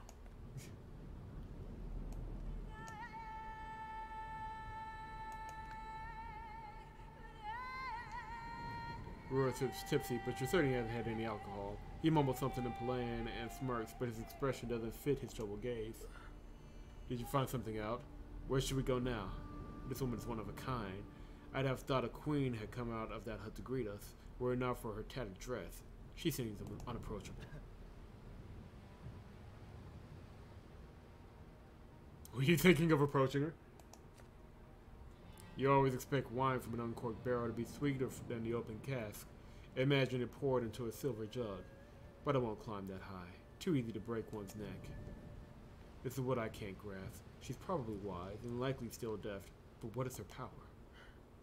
Have you heard of the Palayan enchanters? Not the Vandal shamans or the Frisian sorcerers meddling with graveyard flesh or the Berkanan witches, but the Palayan enchanters.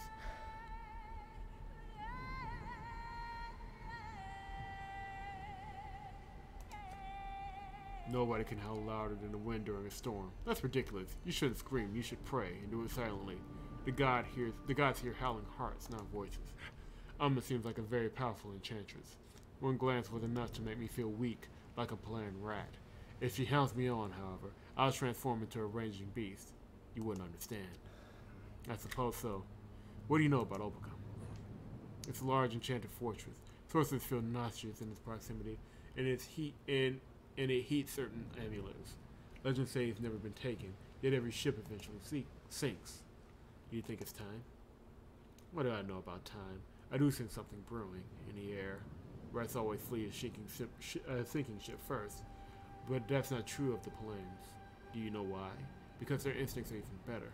Palayans, flee ahead of the rats.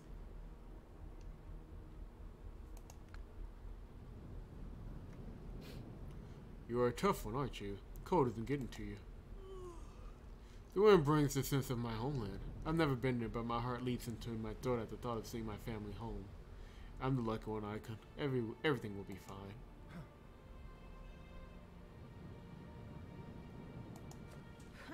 Life is fine when today is followed by tomorrow, and you can count on the next day coming in turn. No executions or other terrors. Settling in your own home, having a husband and children is very much fine. Never mind, though. You can call me crazy. I care not who you are, or who you think you are. You can't see yourself from the inside, can you? Why should I care who you are now, if you'll just change the next minute?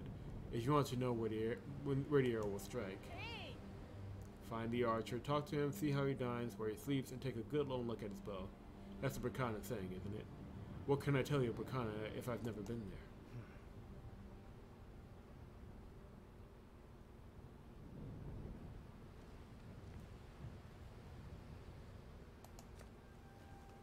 Who's there to enlighten me now? My dear mother didn't do it, and I didn't even know my kin enough to keep searching.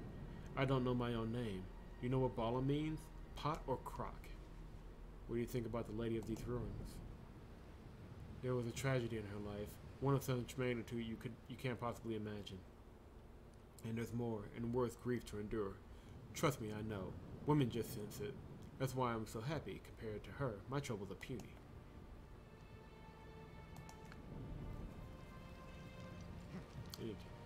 Why do you withdraw?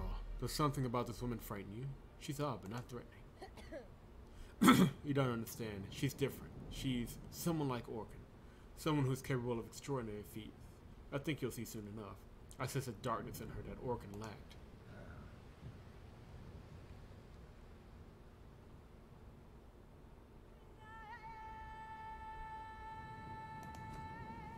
I suspect she's an Umbra. They can be killed just like the Reapers, but many years go by and you can run into one you'd kill. They're very rare, but they exist. Tell me, what troubles you?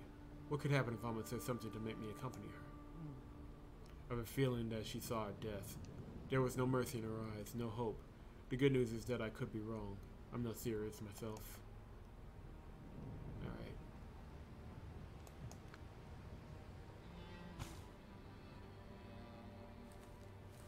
Let's upgrade everybody.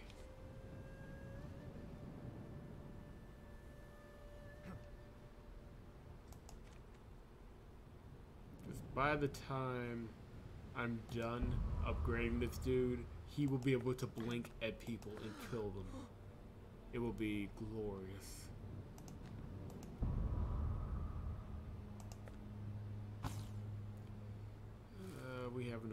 Strixus to heal everybody. Alright, we're all good.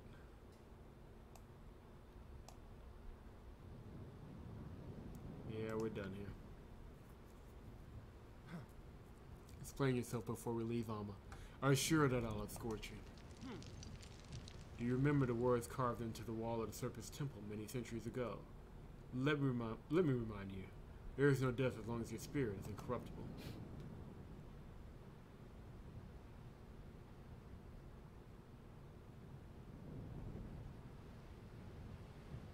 This is the longest response, so we'll go with it. It's 800 years old. It's built on a sheer cliff, which became its altar. Didn't you know that all the sculptors and stonemasons? Didn't you know that all the sculptors and stonemasons have been killed in secret? The maxims of the great ancestors cannot be taken beyond the temple's precinct. But there's one exception. What wisdom are you talking about? The one that's whispered into the neophyte's ears during initiation. The warriors of peace should have been told, live and wait for the summon. Now I summon you, Ike. There's not another warrior of peace in the whole of Termina amidst there. Who are you, Anna? Why do you look so familiar? I've been told that my image is carved into the column to the right of the temple altar. I thought the sculptor cared about a true likeness, but I've heard they annually refresh the white paint for the hair.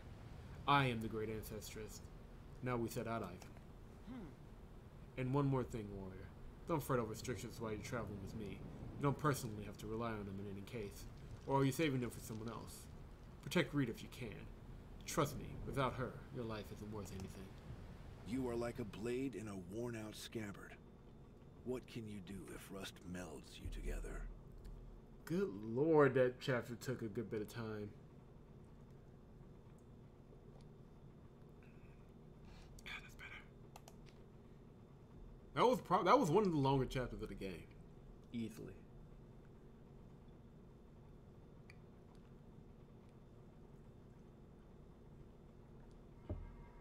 Alright. We are not heading for Opacum with this guy. Interesting.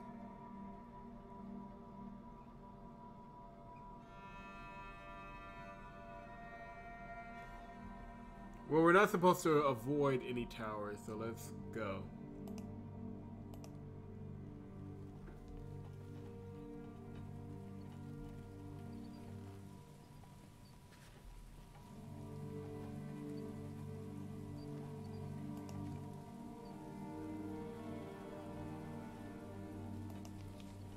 I need some more skill points.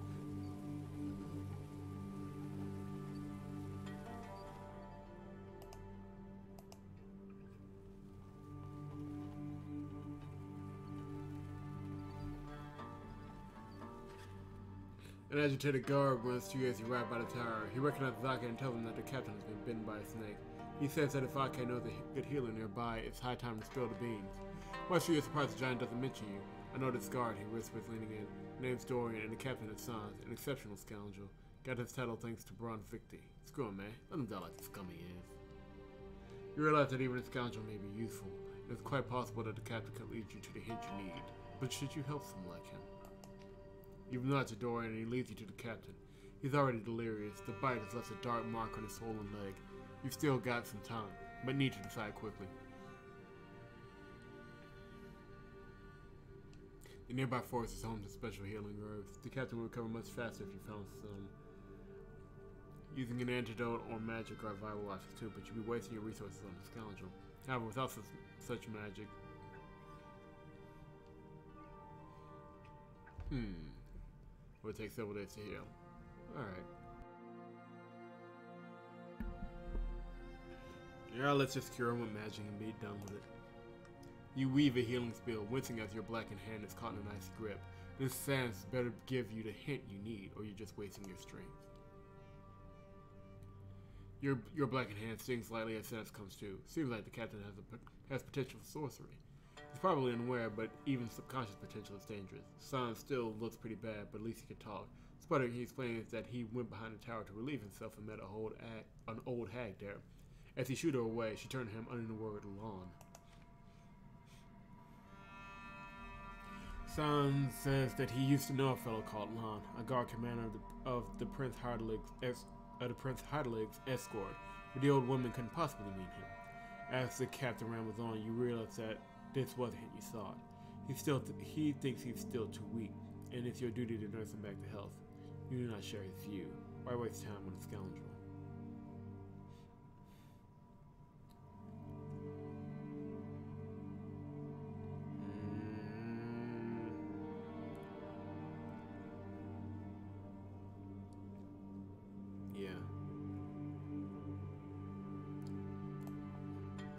We'll trick him.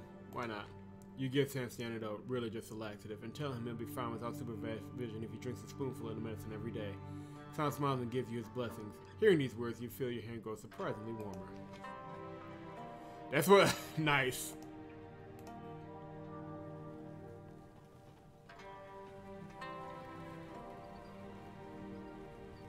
Okay. The question is...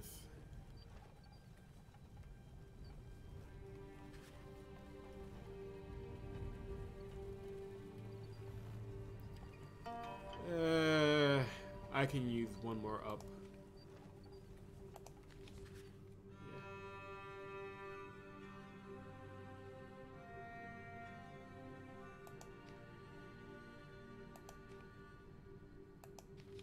Of course we have to fight. Of course! That only makes sense. 4 skill points. Let's just go crazy as usual.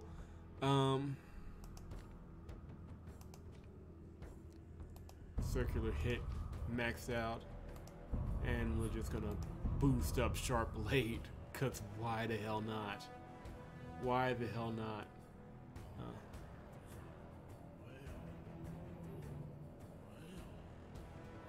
Or I don't know. Devouring Blow could use a little love. All right, we're good.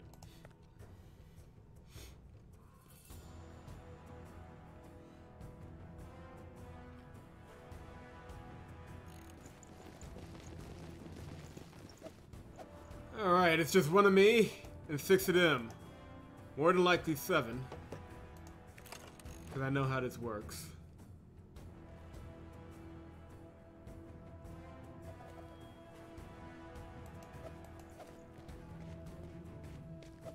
One more is going to spring out of the back or something.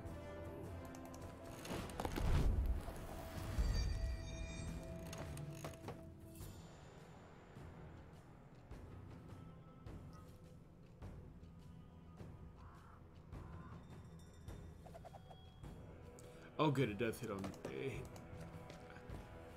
It hits like that, that's nice. Yep.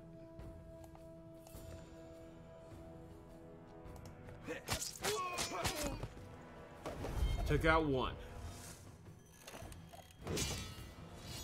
Now they gotta get to me.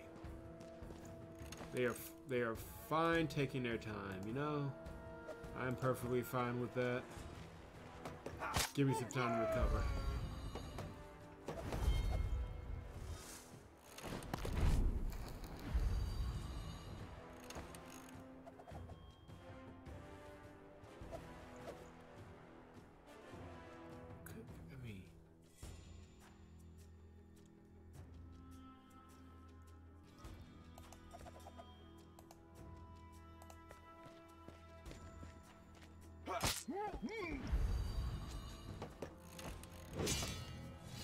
Yeah, those are the units can take their time. There's only one of me, so I get a couple of different bites at the apple.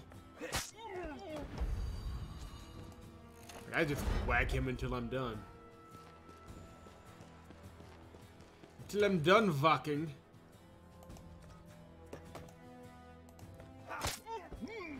Save the big attack.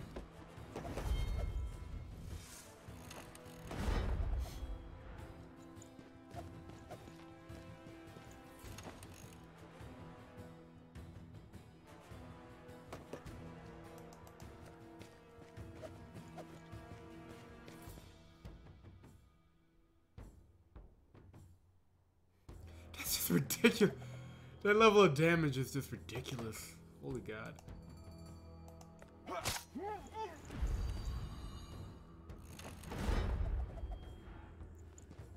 I get another bite of the apple. There's some benefits to fighting by yourself.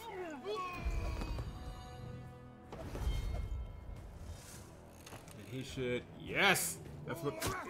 That is exactly what I wanted. Thank you very much. You get Devouring Blow.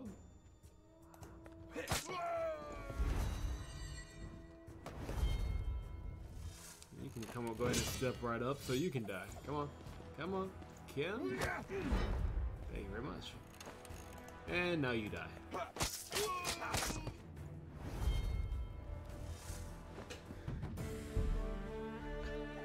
Yeah. It's only because we maxed out like Circular Hit and Devouring, and we didn't max it up, but we're advancing those particular attacks that is just so ridiculous. Once you're done with the guilds, you return to the fork in the road, Akaways. Looks like I found a way. I ran into an old man who told me everything about the local roads. There should be a large village just over the hill. Let's stop milling about and get going. Okay, I agree.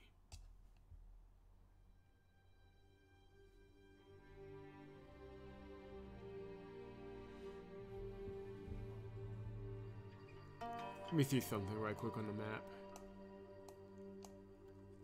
I'm pretty sure... Yeah. Amma's hut. So...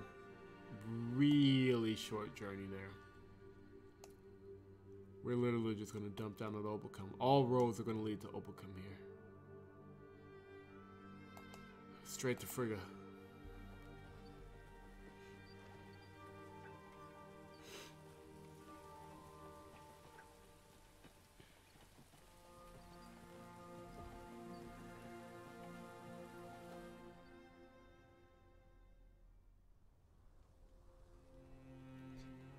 The battle looks like it's still going on.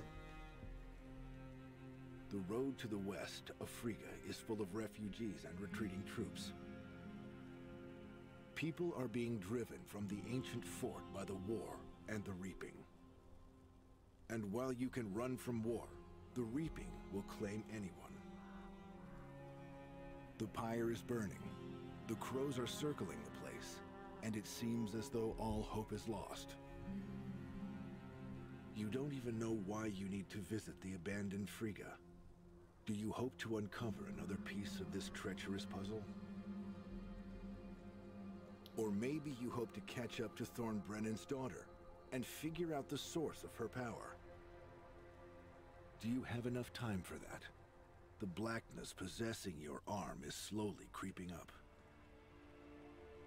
The curse crawls its way to your heart, making your journey into a race with death itself. Thankfully, you managed to leave it in the dust. For now. They did such a good job with the presentation of this game. You just feel the death everywhere and the darkness everywhere. The squad nears Frigga's gates. The last defenders abandoned the white stone fortress. Thornbrennan and his daughter are somewhere up ahead. How could she resist the Reaper? The question weighs on your mind. The gate is wide open, no guards in sight. It's no surprise that you don't see a toll collector. There aren't even any archers on the towers. The town is empty. The oldest fort of Bacana abandoned.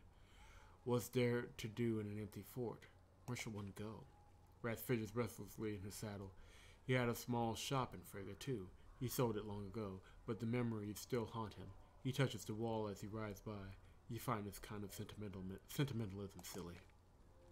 You feel a sudden burst of unbearable pain. You turn to Rask and watch as he grows pale and wipes the sweat from his brow with shaking hands.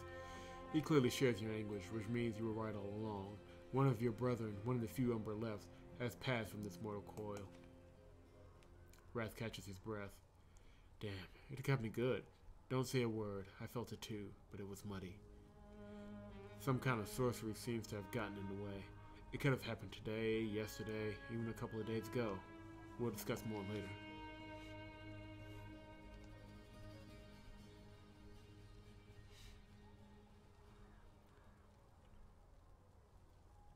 We've got a lot to talk about. This is your first time seeing an abandoned fort. Nothing to be concerned about, I gather. I think that the lands that lie beyond Frigga will be much more dangerous. Those roads are treacherous and full of villains. There are people living here, Masham. There's even an inn here, and villages, and hamlets. You may call them people. I call them bandits. I know what inn you're talking about. The Bear's Paw. They say the innkeeper is friendly with that forest witch. Sorry, Michonne, but I was under the impression that true witches can only be found in common Bacchanal markets. You'll change your tune when you see the thin old hag with snake's eyes and a staff shaped like a bird's claw. If only you knew the horror stories they tell about her. And have you heard of the flooded quarries or the hot springs? This witch completely drives people out. One touch of her staff turns it into jerky. She can also enchant the grass around her, turning it into blades that can skewer you alive. Calm down, Mushroom. No witch is capable of such sorcery.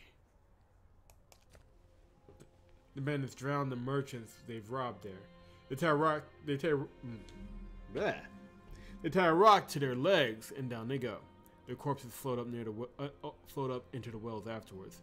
Sometimes in the furrier's village, sometimes near the tavern. When the water doesn't become contaminated. That's bull, Mushroom. Nothing but talk.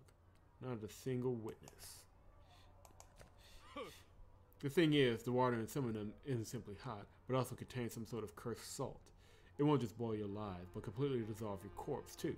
Just think about that. It claimed more than a few lives. Calm down. We're definitely not going there. Not this time, at least. Fairy tales or not, they creep me out. They're only fairy tales to people from Albius or Ursus, but you'll think differently after spending time in these woods. It won't take a week before you believe all of that shit. Don't worry. Once we make it to Opacum, you'll forget it all, as if it had been a bad dream.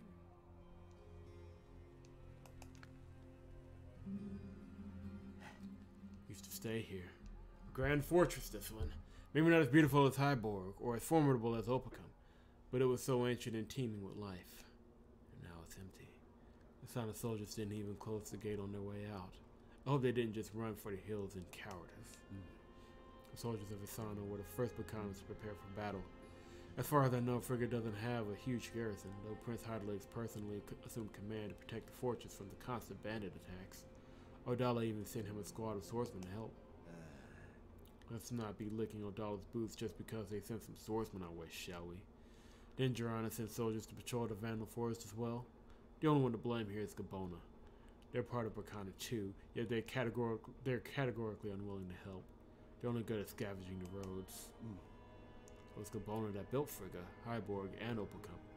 They were the first ones to stand up to Frithia, and even now, despite numerous threats delivered by Frithian messengers, and resulting in fighting, they never give up or betray their own. Remember that, Ake. I don't quite get you, Hopper. You're saying I should be grateful to Gabona or something? Think the bloated kingdom they brings nothing but misfortune? Name a single reason why. Just one. That's easy, Ake. Besides, there are many reasons, but I'll name the main three. Frigga, Hyborg, and Opacum. The three great Gabonan fortresses, which were peacefully transferred to the Five Kingdoms by Gabona, to help protect all of Bracana. Now, I need some answers. That one is obvious. The Palans wait for the opportunity to bite out our flanks, or from the coast. Ships from Perda and Redona sail our waters. Don't forget that Frithia has its own fleet, and all the kingdom's capitals are near the sea. Paulians haven't attacked in years. Frithians have never even tried to take Bracana and forth by sea. Still, there are advisors whispering into our rulers' ears day and night, warning them of the potential threats. It's why half of our troops stay home. Because all the Gabons are devious bastards. Well, their women are beautiful and their children are nice, but all the others are bastards. I guess I did meet a decent Gabonan once, but that was ages ago. I like Ake. He tells it like it is. They're not different from other Bacanas in any way, though. I allied with Gabona. Bracana would be much stronger than Frithia. You'll be surprised to know who opposed this alliance. The Temple of Divine Retribution, that's who. Corazon included. It's indescribably strange. Who knows? I wasn't spying on them. Maybe they got good fortune tellers. They foresaw the reaping. The Frisians got their shit together, assembled their troops, and stationed them near the border. Then the reaping strikes, and we're already at arm's length. It wasn't that they anticipated the reaping. They were the ones to call it forth, like Vandal shamans praying for rainfall. True, those shamans are less successful, but they don't seal their sorcery with blood either. The same can't be said of our temples. Why do I need to talk to Fisk? I got a question to ask Hopper. The forest abandoned, you see, is going to be taken over by bandits sooner or later. Why should the supplies go to waste? I'm seeing a nice wine cellar right there. What are you getting at? Don't you see the lock there? We're going to crawl through a window, break the locks. Don't you know what that makes you? Do you take me for some kind of prowler? What do I look like? I've had my share of missteps, sure, but we're in our own fortress, for God's sakes. We're not pillaging. We're gathering spoils from the enemy. Better believe me, Fisk. I'm still astounded at how you escaped the stockade alive. So listen closely. Nobody's going to risk their skin for you here. Kill the enemy when you have the chance. No one will mind if you take a souvenir or two. I would if I could. Where's the dreaded enemy, though? I've been here for a while, and I'm still itching for battle right about now. I'm itching for battle right about now. This fort may be old, but it's still quite sturdy. A great place for a fight. So you used to be in the military here? Why didn't you say anything? What haven't I served? They sent me off wherever they wanted, trying to get me out of their sight. Me being such an eyesore and all. I thought I'd finally settle an obvious, then bang, the reapings happened. Same as it used to be with bandits. The woods are crawling with them. Have they besieged Frigga? Were there any scuffles? Did they attack in patrols? Never. There were a lot of stuff happening in the woods, but the fortress remained untouched. I mean, there's a market there. There'd be no merchants, no hunting, nor nothing without it. Frigga's been keeping it afloat. That's the thing. The bandits weren't just storing the place for the hell of it. Someone else will lead them here. We'll lead them there, or whatever. I was close. I can't English. Not really. Well, some rich merchants used to hire me as a sentry. Had to travel to Gelia a couple of times even. Even saw the Veil of Mercy. That was quite dreadful. Heard the bandits never laid a hand on wagons guarded by the Buchanan Watch. Wasn't it some kind of conspiracy? What help is it? Even if the locals didn't lay a hand on them, others weren't so considerate. You could try talking your way out of it with someone from the Veil of Mercy, but making a deal with wild vandals or Gells, that's just hopeless. Both Gells and vandals can be reasoned with. The problem is, it's quite rare that they'll negotiate with you. Well, except for the bandits, you mean?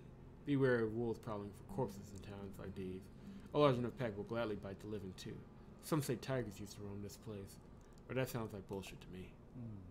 There used to be a lot of them, Fisk, but they were all driven away. Although, I expect the tigers may still return if things get dire. What's stopping them from coming from the north, through the Veil of Mercy? Easy as pie during winter. The most horrifying thing around here is that forest witch. Few have come across her, or rather few have lived to tell the tale. However, I've seen quite a few corpses that look like they've been dried out in intense heat. I've heard about that witch too. Let's hope she finds someone else to toy with first. Good. One thing though, I don't actually think you should pay attention to my opinion. I give bad advice, Hopper. I know, Fisk. Still, having a spare set of ears and eyes wouldn't hurt.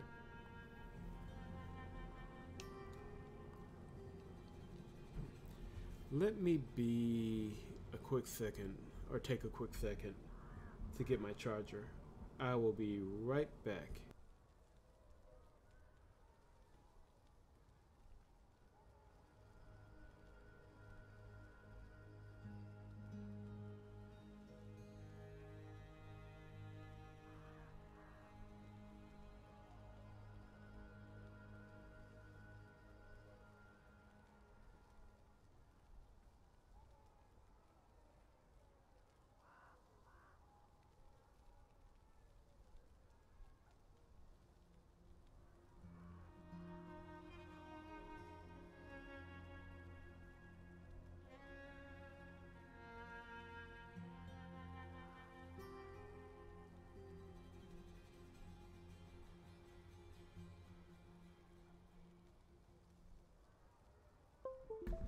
Alright. Just had to take care of that. That's me charging my tablet. Why are you making that face? Yes, my senses have sharpened. You're not the only one who gets to the heart of things. You know. These are terrible times if our armored brethren lose their bodies in such a foul place. What are you talking about exactly? I felt it too, barely though. Either this place or the weapon has been sealed with a spell, making it hard to tell when and where it all happened. Can you at least tell me who died? That's what I should be asking you. Did this blackness of yours rob you of your intuition? It was my old pal Quarbop? How the hell did they come up with that name? Who lost his body? Recently, he's been going by the name of Druket. Don't worry though, he's seen worse.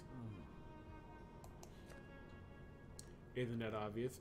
Frigga should be governed by the Prince of Asana, while Quarbop has always been a frequent guest at his court. So nothing surprising about good old Druket appearing in Frigga. The only thing that surprises me is that he actually died. Umbra not easily killed. Haven't seen that guy for ages. He was called Drua back then, but he disappeared on the northern Palaean Islands. Many theories behind it. Dunno. He was always quite fickle. One thing I know for sure. That guy only possesses the bodies of certain lowlifes, although he doesn't prefer using a peasant's body either. The times dictate he'll have to make do with the body he gets. Never understood the guy. Always hiding something and all those kids. But I have no time to save some nobleman from death's embrace. What was that implying? What do you think? Don't you see what I've been reduced to? For years now, every little sound startles me. I've been bound to his body ever since the Ashen Wasteland appeared. If it goes, I go with it. Perhaps my death will be even more final than human death. First you bring it up, then you say you're not. Then say it's not your secret to tell. See my hand? That's my secret. Don't know how to unveil it though. And now I'm bound to this body too. I won't be just flying away and looking for a new show like that guy does.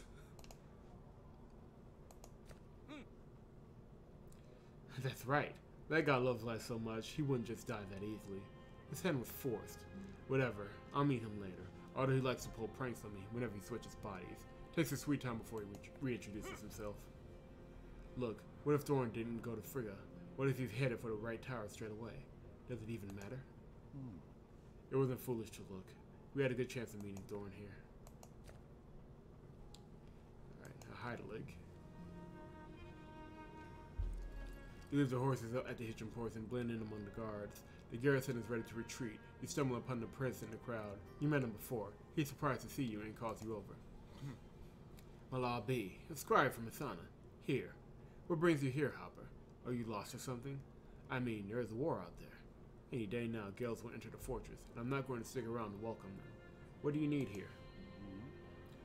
I'm also the Durrandon Master of the Hunt now, Your Highness. I need to find Thorn Brennan. Prince Tariq has some questions for him.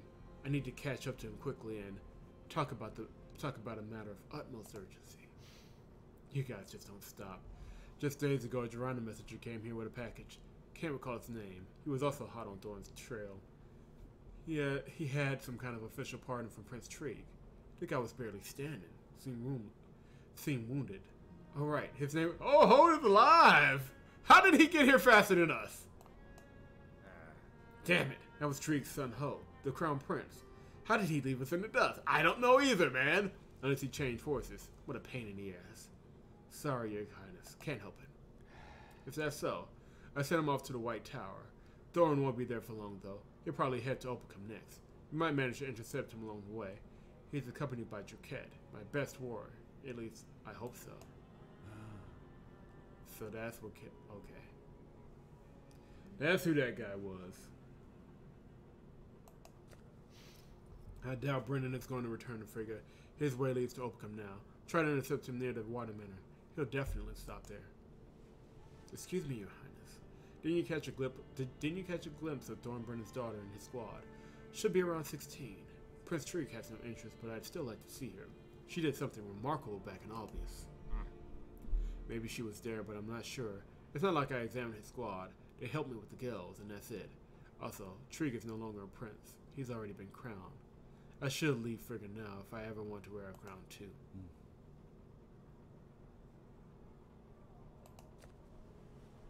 Go visit Lon if you want to know more.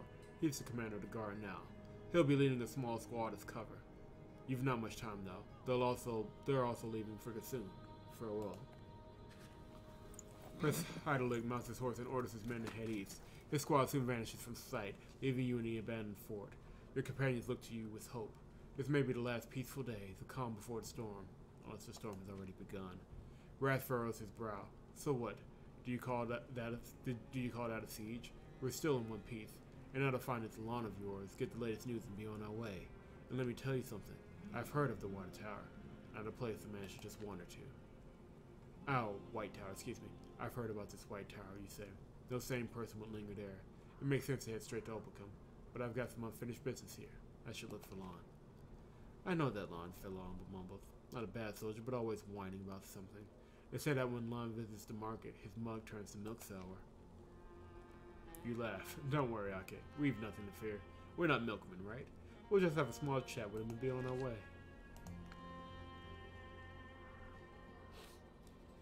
Who are you people? Don't remember calling you here. Damn it, Ake. Why are you dawdling about? We're the only ones here, and we'll soon be leaving. The bandits have suspended the siege for now, but they could always return. What do you want? Hopper's the one leading our squad. He's a healer and scribe and, well, many things. He's the one you should talk to. I must say, I'm glad to see you're in good health, although you seem as depressed as usual. Well, it's hardly sunshine and rainbows in these parts. First the siege, then the reaping, then I get shot by an arrow. Thankfully, this hag came and fixed up my sword arm, but she was really strange. And I clicked too fast. A strange hag, you say? Have you noticed any other oddities since she healed your wound? Oh, I have. On my arm for once. It's itching like crazy. You're a healer. Can you have a look? You nod and examine Lon's hand. Under the already familiar spellwork, you find a short sentence. It complements the previous one, like a sword in sheath. You will save yourself by saving others. Ye gods, now that's a relief. The strange thing is gone. Was it magic? Did the hag curse me? I'd like to find this hag and have a little chat with her. Good luck to you. She vanished without a trace. I just want to know how you made the curse go away. Hopper isn't some cheap conjurer, if that's what you're thinking. He's got a tipple license and Prince Tree's full support. Hopper helped you, so you should be grateful. Such a place, that's how he did it. You're right, Ake. I'm shaken by the siege, but I can still appreciate another's kindness. I bow to you, healer, and thank you for helping me. Alas, I have no other reward to give you. As a scribe, I value information above all else. Your answers will add to my knowledge, which is rewarding enough. After one issuing orders from the other side, the fort may be standing on a cliff and difficult to assault, but it's hanging by a thread, and there's a myriad of attackers. I think the boss just doesn't give a crap, or else all these bored defenders will find themselves impaled on those bandits' pikes. Impaled on those bandits' pikes. There it goes. Wait, I think I'm missing something. What boss are you talking about? Has some great leader managed to unite the local guilds and vandals under his banner? There's a leader, to be sure. I've seen his silhouette at night in the torchlight. A giant in chains, with a glaive in his hand. The moment he appeared near the fires, the siege halted. Didn't utter a word. Yet all the fighting soldiers withdrew in unison and moved east. That's why we're leaving too, unless we're cut off from Bacana. Dorp call. There's never been anything like this. It seems they want nothing but to completely crush Bacana. Dunno. First I thought that she was one of the locals. They helped a great deal during the assault. She dealt with those wounds wonderfully. However, she whispered some strange things while she bandaged me. And on vacation, it seems. Then she up and vanishes. She kept the witch from entering the fort, though. What witch are you talking about? You just like to parrot back all the bullshit you heard in Terminum or something? Next you'll tell me you saw a lady in the forest. Don't know. Then with a crutch in her hand, she just stood on a hill, and like everybody around, it was like everybody around went deaf. A hag also stood near the gate, inside of the fort, crossed her arms and kind of bent forward as if walking into the wind, and then she vanished. I don't even know what to think. Yeah, something to think about for sure. The Lady of the Forest is the last thing we need. Alright, ask me. It's not that I don't want to help you. It's that I'm running out of time. You need to get out while you still can too. Heard anything about Macht? Macht Brennan, I mean? Concern for his fate was one of the reasons we came here in the first place. His father was in Frigga a couple of days ago, headed for the White Tower. Duquette was also concerned with Macht's fate, being his mentor and all. If Asana's best soldier can't save Mach, no one can. Anyway, he's being accompanied to Opacum, off to see his granddad. If he's still alive, of course. Oh, thank you, Lon. We'll be on our way if you got nothing more to say. Your onslaught may still resume. It seems like we'll have to take one of the roads to Opacum. Wait. Go where everyone else goes, but first be healed where the water washes away the irredicable, yeah, I think it's irredicable sorcery. I don't know what any of this means, Lon, but that's definitely not nonsense. Godspeed to us all. Farewell. Just look at this scene. This is just fantastic. Fantastic work here. Maybe not incredibly detailed, but very well done. And still, I mean, even that has a great deal of detail behind it for such a large battle scene. So I can't knock it.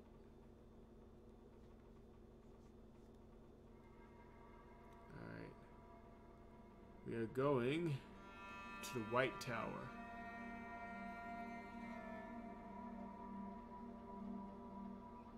Sure. Well, no, the White Tower is here.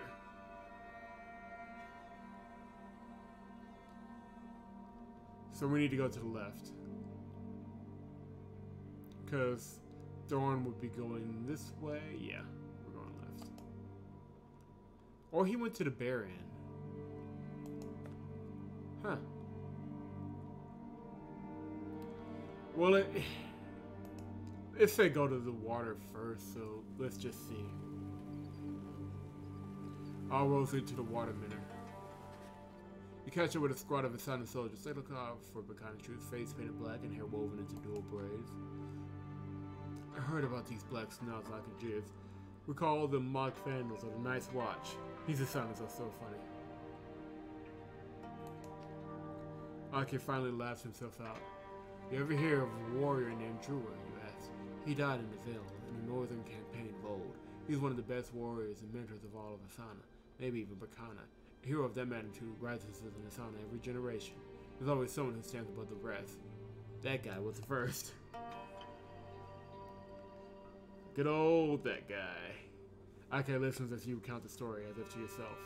460 years ago, the Gabonan War began.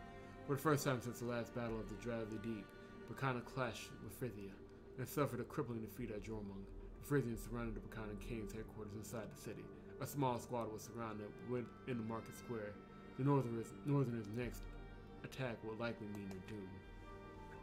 The warrior, that guy, saved the day, you continue. There are times, he said, when you need the element of surprise. He parted his hair, making up two braids which he then slathered with soap to make them stand straight, like a pair of horns. Then he smeared his face with soot and rushed at the enemy. He surprised the Frisians with his fighting skills, but also with his demon-like appearance. While the enemy was still confused by his trickery, the Perkins followed him and broke through. You shrug. Ever since then, there's been a black-snouted squad in the Insanan army. I don't approve of it, because that won't surprise anyone, except maybe you. As for that guy, he carried on as a regular soldier, and shunned any honors after that battle. If you ask what else he's famous for, I tell you that he sired many children. Feels like I still run into one every now and then.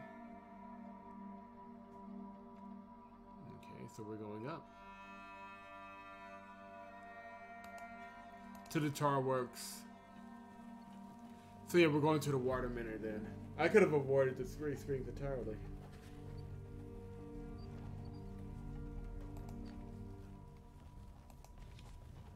I'm going to resist the curse for a little bit. I already got 3 upgrade points. You ride past the tar works of a large hamlet, reminiscent of a small village. Your attention is drawn to a man sitting on the ledge of one of the houses, holding a rabbit. The image triggers a flash of insight, and you remember to follow those who consort with peace. You approach the stranger and ask the reason for his sour mood.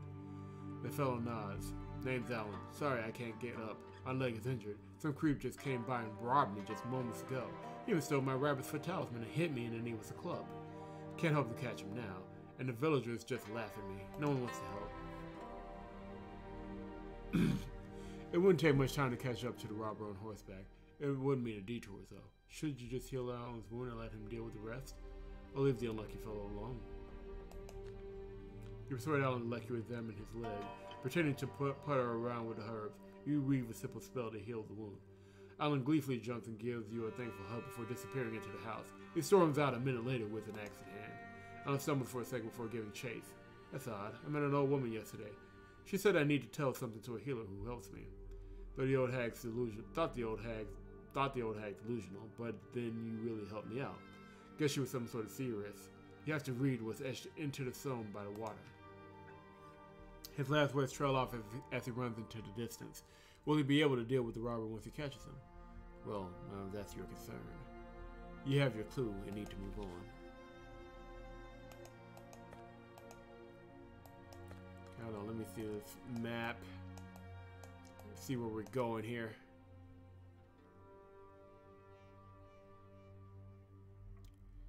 Opal comes there. We still have a ways to travel. But we should meet Thorn by the water mirror. Hopefully. I want both groups to meet up and team up because I want Hopper and Thorn on the same battlefield. I think that could work very well. And our weirdness washes over you, or has it accumulated so much that it reached a point where it overflows. You pull a glove off your blackened hand and look at it closely. You would not be surprised if it started turning into ash right at this instant. Or started smoldering. Usham yawns fiercely. Damn you, Hopper. Did you lace our food with sleeping draught? I don't understand. Could it be the forest? I'm falling asleep sitting upright. Ake shrugs. Listen, Hopper. I'm a bit tired. If we don't take a break within the hour, I'm afraid I'll fall off my horse. Fisk yawns heavily and blinks. Learn from the expert. I can sleep on horseback and never fall off. You call out Wrath. He yawns and rubs his eyes, but he doesn't look like he's about to fall off his horse. You ask him. It's a sorcerer charm, or first sap in some sleeping grass. Since my hand has turned black, I've had trouble reading another person's charms. Wrath takes a sip from his flask and giggles. I've never been good at it, but why can't we set up camp and weave protective enchantments around it? We can catch up on sleep. Something I dreamt about. Can we stop in this clearing? You nod in agreement. You're right. I'm tired too. Let's stop here. Sorcery may have driven Gales, Vandals, and other local tribes to storm Frida, but it won't make us lift a finger. That's one thing I'm sure about. Wrath drinks from his flask again. With you by my side, I don't have to worry about sorcery. Sometimes I tell myself, where's my old pal Blance? I really want to have a nice long sleep. Ake suddenly shakes his head. Riddle me this, Hopper. Why do you call Wrath Sherlin, and why does he call you Blance? Are these some code names or something? As for me, I've always been Ake, nothing to give or take, and I remain Ake until I die. Wrath laughs so hard he almost falls off his saddle. My dear Ake, names are like clothes. Eventually you get tired of them and want something new. Would you mind if I take your name when you die? I quite like it. Ake. It has a ring to it. Ake's face breaks into a crooked smile. That's too bad. And what if I live you? What if I outlive you? Should I call myself Sherlin then? Or Rask? I'm afraid my commander wouldn't understand. You dismount and take a look around as you feed your trustworthy steed. Spring leaves rustle overhead. Grass echoes underfoot. Will you really be able to have some rest? And where did this dream come from? Why have you begun to call Rask by his real name? What's gnawing you?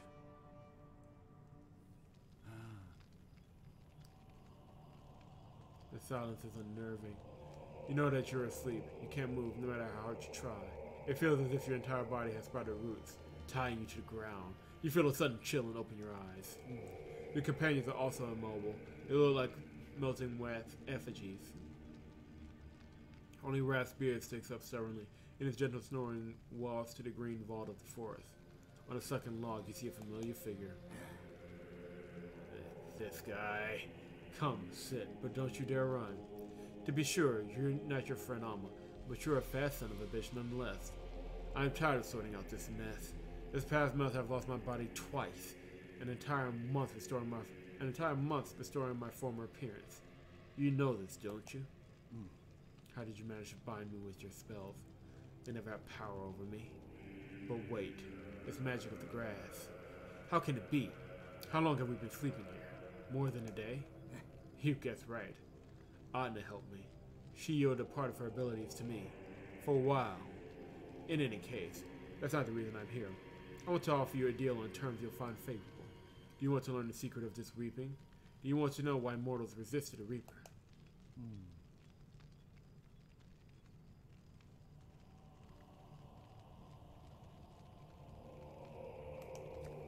I don't believe a single word you say.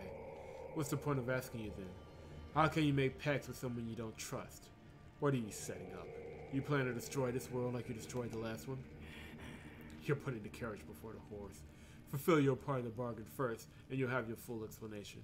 In case you want to back out, no, you won't be able to. Just like your unfortunate friend here. You're affixed to your body too firmly. Oh, Jesus. That was a little sudden. Wasn't expecting that. A sprout pierces your hand, painting it with blood. The comet gets to his feet and changes his appearance. Then sends the root hurling at fist. It turns into a wooden dagger mid-flight and pierces your friend's chest. He writhes in fatal agony. You always have to meddle, or reproduce uncontrollably like your friend that guy. He's also wandering somewhere and will meet the same end. You'll see. He'll make it all the way to Ulpicum in an attempt to save his progeny. He's now Hydaelyn's best warrior. Poor sod. Oh, so it was that guy. The death of an Umbra, even someone like Sherlin, is exhilarating. Before you die, listen to me. I'm not asking you to betray anyone, though you've already betrayed Sherlin. I'm not even asking you to kill scurvy mortals. All you need to do is be an eyewitness. Watch and record. Idna's root, still sleek with Wrath's blood, is in the Reaper's hand again. You try to dodge it, but it's pressed to your chest, almost piercing it. You scream in pain. What do you want from me, Attrek? Atrak. We're going with Atrak. Not much. Go to Ulpicum and do what you're meant to do. Look around, commit what you see to memory, and do into writing. That's all. The gods will reward you. And not only they. I'll personally see to it that you meet your heart's desire in Ulpicum. I agree. But wait. Who am I supposed to meet in Ulpicum? What heart's desire are you talking about? Atrak doesn't reply. As the silhouette dissolves into thin air, as the slow of grass swallows up Sherlin's hollow carcass, and as Ake comes to his senses, you wonder whether you've become a slave again. Or not yet. Why didn't you feel your friend's death? Could Atrak have taken Wrath's spirit? Why would he? And why was that guy's name mentioned? You'll ponder all this later. You have to carry on with your journey now. You have to think of a way to explain Wrath's disappearance. Poor Rask. That guy's a dick!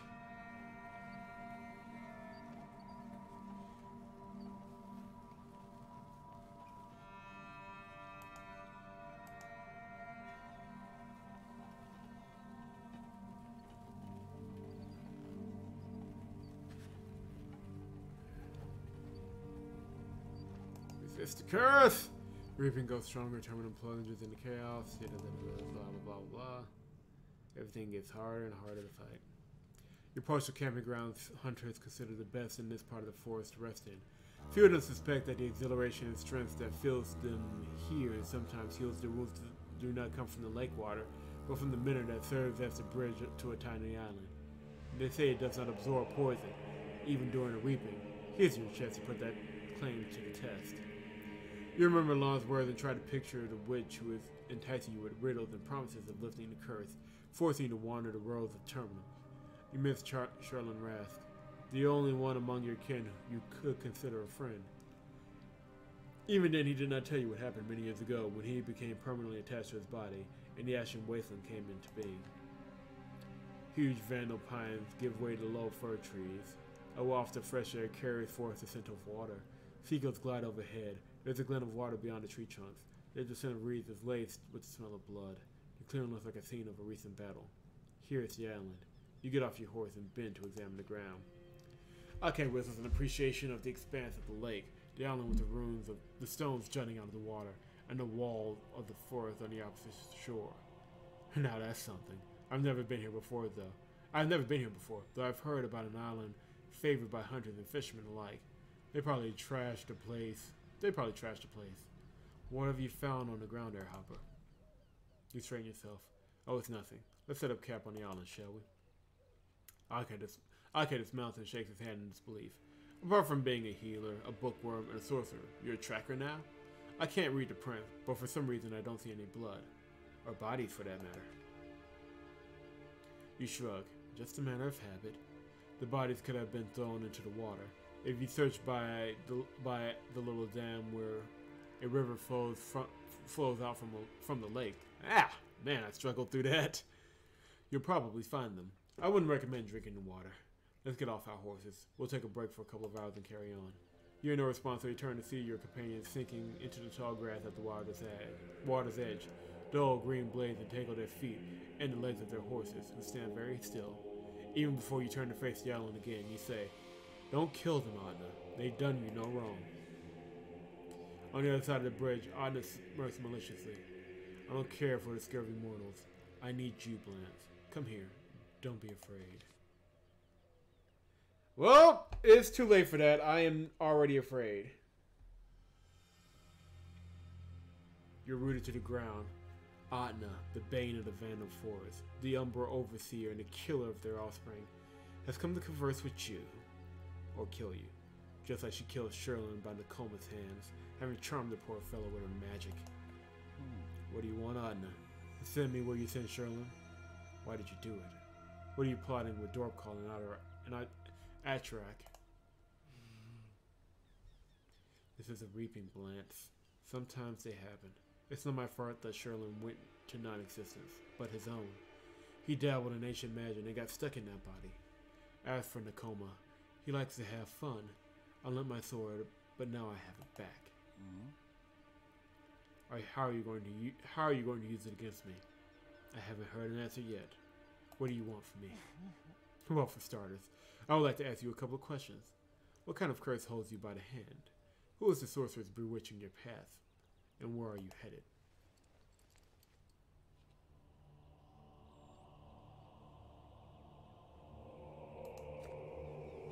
Yet it overpowers you, Blance, binds you to this body, making you mortal.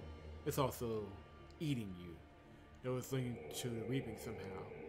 A curious weaving indeed. I don't know anything about that. This curse is like a blindfold. I feel as if I'm wearing a leaden suit or armor that goes heavier with each step. What business of yours is it? Everything concerns me. The curse grows heavier because it absorbs the reaping, diminishing it. That's why I'm so interested. But you won't last that long. As for your blindness, we'll put it to the test soon enough. No Umbra can diminish the reaping, so I'm not holding my breath. As you see, there's no point in killing me. There must be some connection between you. Everything happens for a reason. I felt her behind Frigga's walls, but I could not come closer. She is too strong to be a simple witch. Too strong even for the one I have initially taken her for. I don't know who you're referring to, but what did you want to ask her? Why is someone ruining your precious reaping? Who's interfering with your plan and saving people from insanity? I told you, I don't care about scurvy mortals, at least until I need them to suffer and die. This witch, on the other hand, she cares. That stumps me. Even you don't give a damn about humans. Let me decide for myself who I give a damn about. Yes, I've heard of it. The only pure place left in Bracana. So far, that is. You've already chosen the right path. It was an easy choice to make. There was no other path laid out before you, after all. You're plotting something, too. Is Corazon on your side?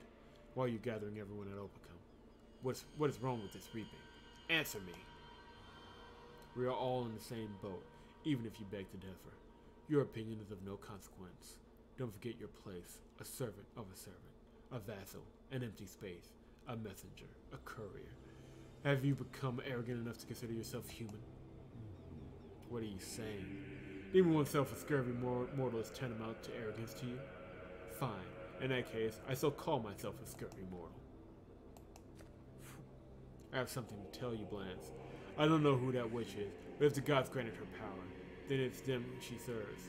It follows that I should help her. That's why I met you here. Do you know what you have to do?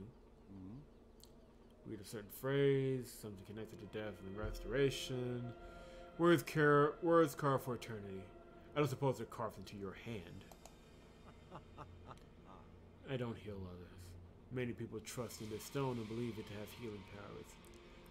But there is a grave here with an inscribed tombstone. Perhaps it has something to do with death. And erasing the inscription is no small task. You'll have to crush the stone itself. What do you need me for then? You have the stone and the inscription. Read it and see for yourself that it's gibberish. I cannot read it, Blance. If I could, I wouldn't be waiting for you here. You who will go and read the inscription now. If you don't, someone close to you will die. You'll proceed to overcome all by your lonesome. By the way, I have news of your Amma. Or is she not your Amma anymore? Damn you. I'll read it. Look closer. You might be able to read it with me. It says, but you will not keep misfortune away. That's it. It's just a relief decoration reads as a grave marker. It ended up here by accident. That wasn't happenstance. Otherwise, I'd be able to read it myself. But you will not keep misfortune away. There really are many ways of going about it. One man's misfortune is another man's happiness. The witch is toying with you, Blance. Whatever you say. What else do you want from me? Can I go now? What were you going to say about Amma? You're looking for a squall led by someone called Thorn, aren't you? You may still catch him, even overtake him, if you put your mind to it. I don't know why this witch drives you to Opicum, but I advise you to make it to the fort. It'll be a sight to behold. Amma was here, but she left for Opicum, because her fate will be decided there. Perchance your fate too, Blance. Amma is serious. Do you think she'd go to Opicum if something was threatening her? Her prophecies aren't set in stone. Curses. She vanished. I didn't get a chance to ask her. Thank the gods. It seems she calls off her sorcery. Anna's spell dissipates, along with its caster. The companions get to their feet, shaking off the sudden drowsiness. Yawning, dejected about their weakness, they go to the water's edge and rinse their faces. They're frustrated by the senselessness of staying in this enchanted place any longer. You take one final look around in case Anna was hiding somewhere in the ruins. You step into the bridge, stoop down and touch the minot's wet edge. You feel a rush of exhilaration and strength, but your hand remains black. The waterminor cannot cure everything, but at least it contains no poison. Akai mounts his horse and yells, I take it we're not resting here? It's a fine spot, but spooky. There's a ringing in my ears. Myself, I never cared much for sorcery. Shall we get going? You nod in agreement. Looks like Akai is sensitive to magic. What are you sensitive to? The voice ringing in your ears. It's the voice of the High Umbra you like least of all. Anna, the mistress of the forest and grasses who can bend the will of any living creature, but not yours. You cannot see me, but I'm still here, she answers. I have a message from that witch. Find those lulls by all, and you will know all that was, and all that will be, all that could have been, and all that can be. That's all she said, which, in turn, I tell you, purely out of curiosity. The unknown entices me. After a pause, Anna continues. Now there is something I want you to relay to that guy, or whatever he's called now. Jur, Jorkit, Mabak, or something else. Mabak? Okay, I thought it was the guy we were riding with, but no, it's that crazy asshole. I destroyed many of his offspring, but now they will serve our purpose. Please bow to him. He has done a magnificent job spreading seeds enthused with Umbra spirit. You rub your temples and shake your head when Akai looks at you quizzically. You nudge your horse. It does seem better to get away from this water minnow as soon as possible. Moreover, many roads lead to Opicum.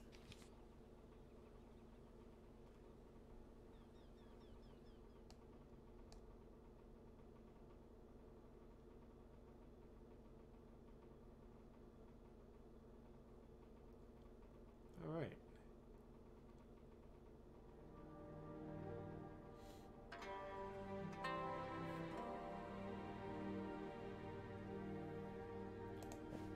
I got a lot of points. Let's use them.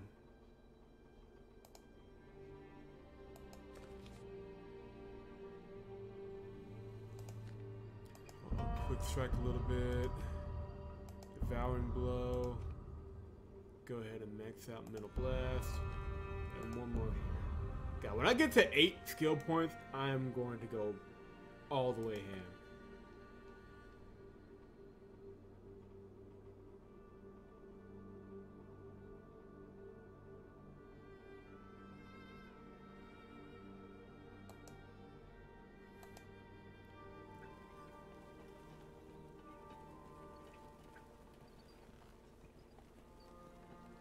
We'll see. Once we get to Opicum, we should hit the next chapter. Once we do, we'll call it a day. I was gonna try and go maybe a 4-hour stream or longer, but it hit midnight faster than I thought it would. Approaching the toll collector tower, you met by a small squad of Birkins. The commander waits you. I see you're not the enemy. I also almost took you for Northerners. I'm Harisar, sergeant of the patrol. We're playing tag with Frisians here. This so they don't get too cocky. But now we need to head to Opacum. Even more so, it seems. You asked the sergeant, the squadron by the tower. We've heard the toll collector named Bernard established a foothold here and doesn't want to leave, he says. We decided to come and save his poor soul. The townfolk may hate him, but they still accept him to the crown. The rascal seemed to have lost his marbles, though. Says he's waiting for someone. It's us. You enter the tower as Harisar's squad vanishes in the distance. Once inside, the massive door shuts behind you. You feel the presence of magic. Not just any magic, more powerful than usual. Ake swears up a storm, banging on the door for the outside. But even he is unable to break it. The window is similarly impenetrable. The web of witchery must run through the entire facility. You hear coughing and turn around abruptly. A man sits at the table in the corner that's piled with paper. It seems to be the Bernard you've been looking for. I've been waiting for you right here, you know, he says. And that damned hag tried to sour the mood, telling me you might not even turn up. Well, since you're here now, please take a seat. Ask the toll collector what it was the old woman wanted to relay to you. Wanted me to ask you a question, or a few. Depends. If you answer correctly, you'll receive a reward. If you don't, you'll be penalized. Regardless, I'll show you what happened, or didn't, with the ones you've been chasing, and whether you could have caught them. So, ready for my question? You examine the web of witchery and realize it can be broken. However, it'll cost a lot of strength. The spell is tied to Bernard, so you could try whacking it with your sword. Will you accept this challenge? We'll try to answer. Bernard stares at you curiously. Look at your knickers in a twist. It's easy if you got a good memory, and if not, well, that's on you. It makes for a good life lesson. Where did you find the third part of the phrase? And with every step, your burden will become heavier, for you carry many, and your numbers increase still.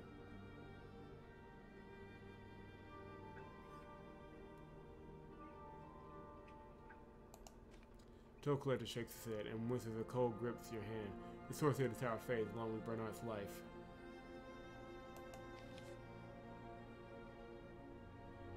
Well, dang. I got absolutely nothing out of that. Nice.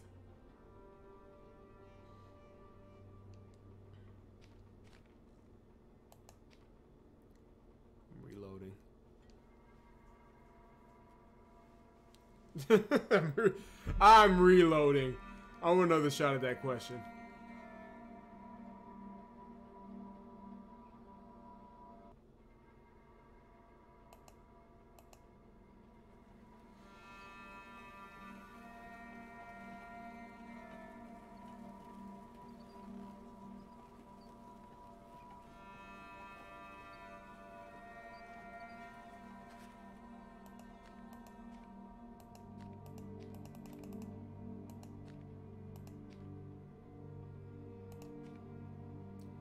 Where did you find the fourth part of the phrase?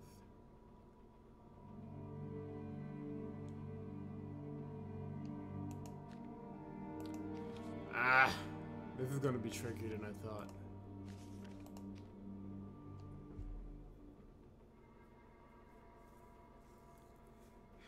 And no, I don't have that good of a memory where I can remember these random phrases.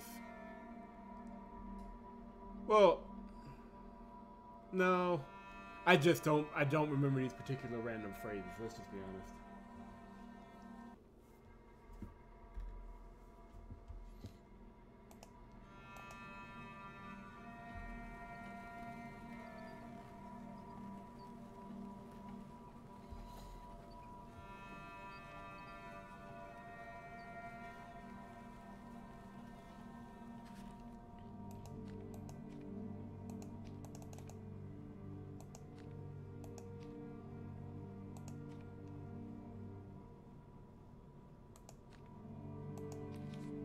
Okay, one more again.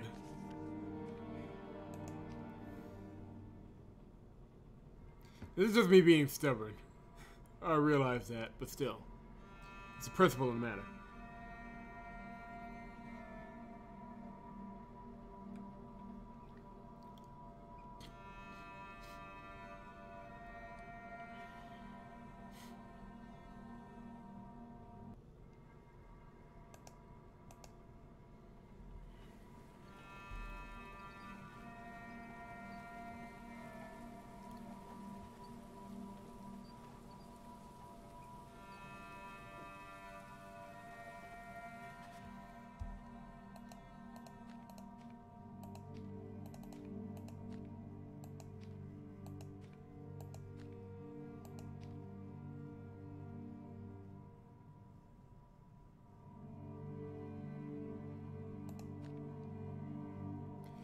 Correct. Your reward is some good advice. Read what's written on the rock and overcome. And now it's time to fulfill my promise. Time to show you what was and what wasn't, and what might and might not have been. Yeah, it really does feel like we're reaching the end point here. Oh, he's gonna try and kill me. Okay. I mean, that's not wise, but who am I to tell him?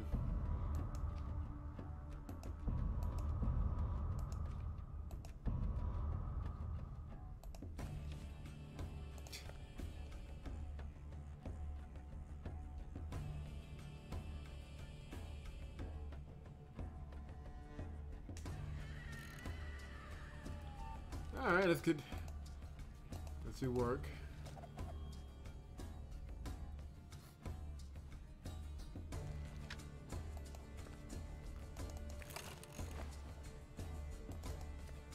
Get up right in the middle of these three.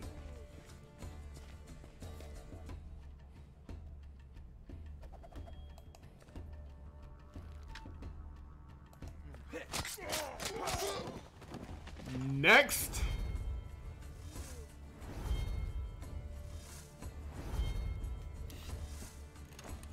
I love Hopper so much. He is my dude.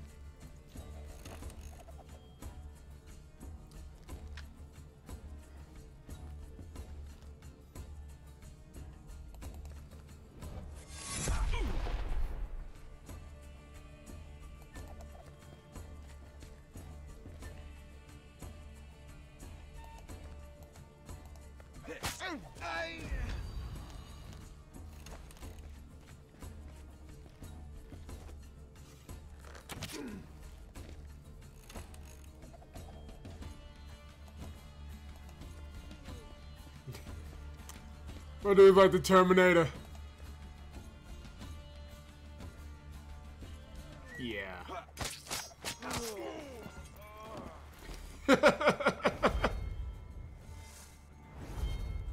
Just unstoppable right now.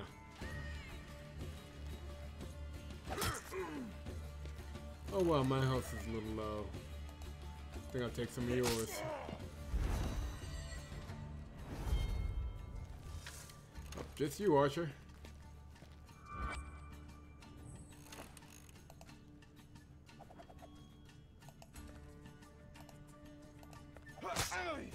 Got it.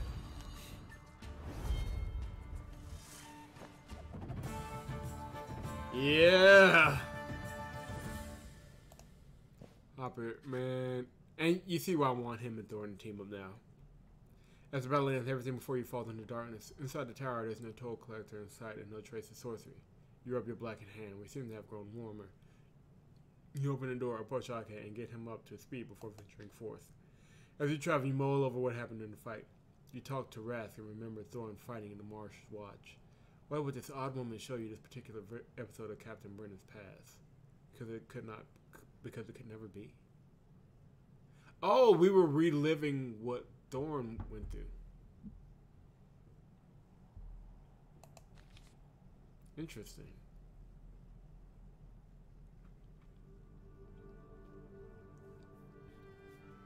Trying to get to the end of this chapter now. Come on.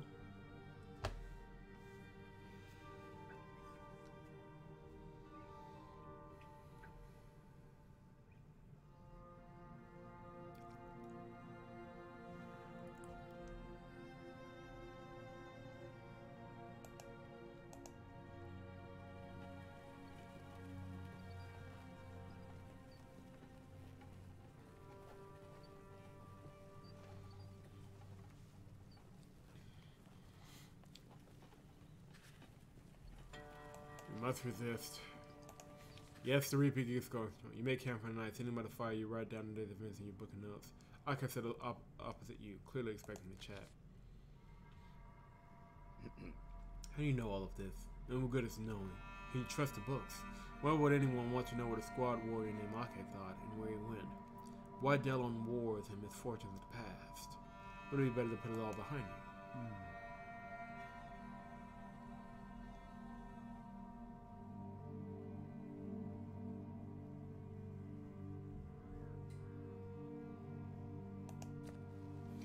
I need your story.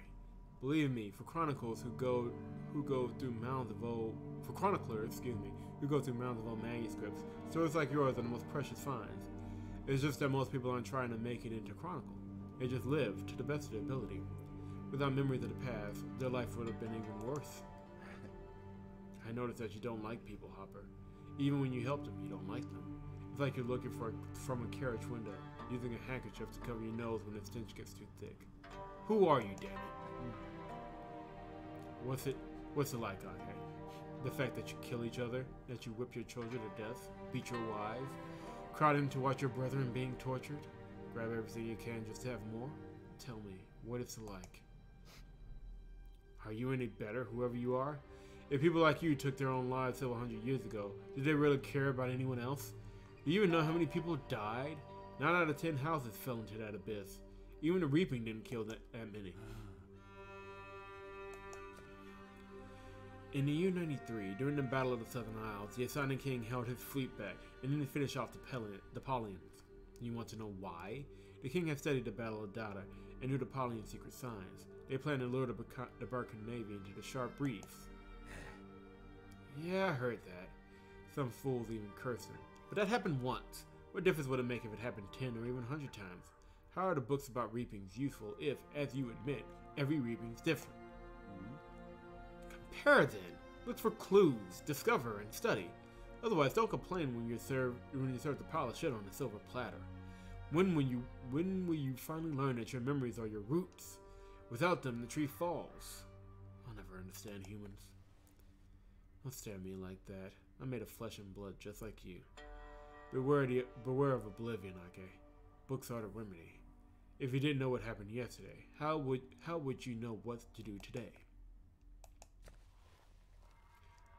Trust no one but yourself. Books are just like people. One lies, another spreads the truth. Verify for yourself. Kings try to glorify themselves. Criminals hide their crimes, and commanders their cowardice. There are so many books, and by comparing them, you get closer to the truth. Read. I can't. I get book sick. My head wants to burst. I'd rather fight 300 battles than read 3 pages. Is it different for you? How'd you force yourself to pour over all those ornate letters? Believe it or not, I did it willingly. Everyone's different, and everyone's differently inclined.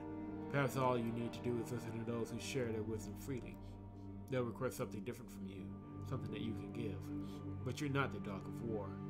Even the wise men have surrendered their lives. You know the answers already. You're mad at yourself, not me, no matter who I really am. You're right about one thing. I have no reason to like people. But it doesn't mean I want them dead. Well, I don't wish the piglet dead either, but I do enjoy my pork roast. A word of warning, Hopper. Mercenaries are the first to desert. I remember that, in case I become a mercenary. So far, I'm just a tax-paying freelancer. Misfortune rarely befalls people, though. Each man carries his own misfortune with him. Good Lord, we're getting there.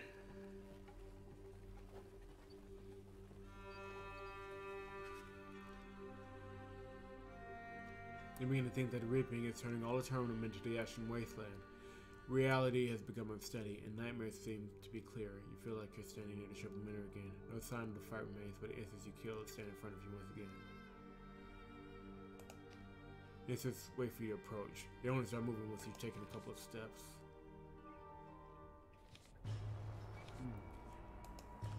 Gotta get those skill points.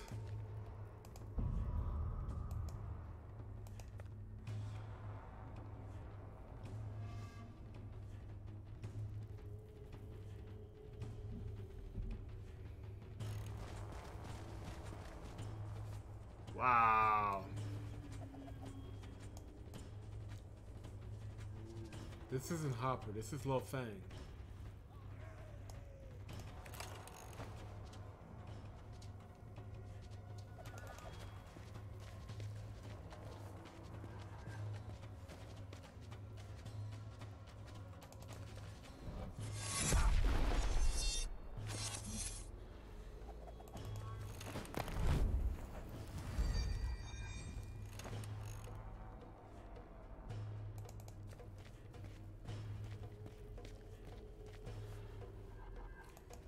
Circular hit!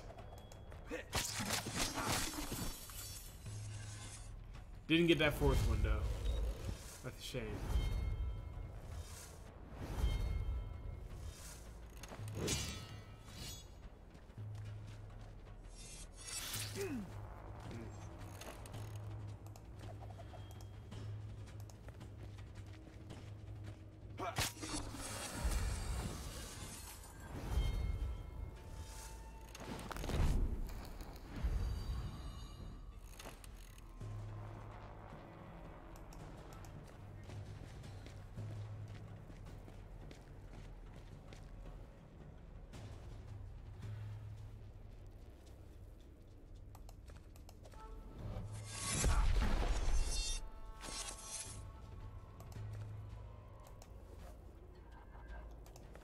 That one.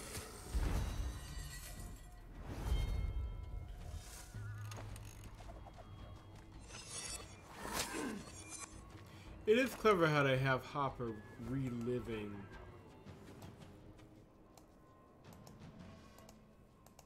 everything that happened outside of his watch.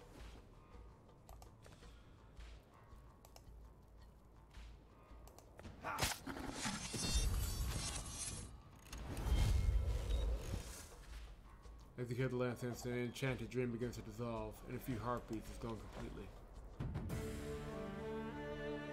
Even those skill points.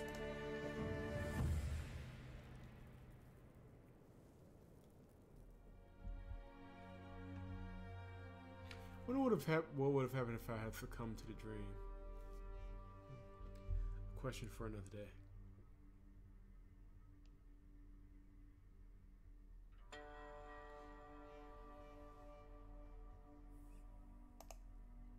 And we have made it. Made it! Alright, nice. You approach Opacum and stop, mesmerized. Just like every time you've seen the ancient fortress. Nothing has changed. Its walls and towers are as sturdy as ever, and its dead men are still shrouded in mystery. However, it feels as though dark clouds have settled over the fort. You outpace the Frisians, though you cannot hear the stampede of a moving army or smell their campfires. They are coming. Ake raises his stealth and disturbs on skyward and exclaims, "Oh, blessed Opacum, never have you been conquered by the enemy. Never was your gate smashed asunder. Never have you greeted a reaper within. We've made it, Blanche. Frenzies are not yet here." You shield your eyes. The shimmer of the Milky Mountain's snowy peaks are blinding. Well, the banners adorning the fort are definitely Berkana, so everything's in order. Let's see if there's someone to rival our luck. By the way, Ake, the Reapers can manifest themselves in Opacum, only partially though. They won't have their full power. They'll look like you and me. Ake can't seem to calm down. Let them. While I don't have my full strength, nor my armor, I'm not too good a fighter. Could be the same with Reapers. They do look like normal humans and live normal lives between reapings. You smile alertly. If only you knew how right you are, Ake. However, Reapers can easily charge themselves before you can put on your armor and ready your sword. So let's first get inside the fortress, shall we?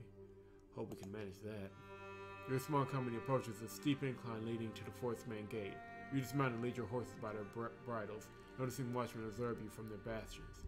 The gates remain shut until Ake bangs on the iron sheets with his fists and feet. Finally, the gates open slowly, allowing you inside. The guards briskly lead you and Ake to the commander before you can even catch your breath. You note the undeniable purity of the plate, and your blackened hand has stopped hurting. You're brought before a Stakin Victi, who you glimpse back in Oda. He's grown quite old since then, but hardly anyone would dare say that to his face. Who are you? Where are you headed?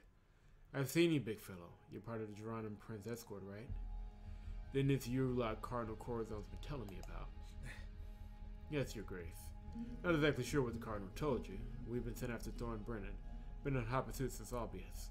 I'm not squad commander, though. Here he is, Baron Hopper Ruley of Rodona. Yeah, welcome you, Baron. You've made it to Opacum. Quite a feat, considering the situation. Though Thorn Brennan still isn't in the fort. You've missed him, it seems.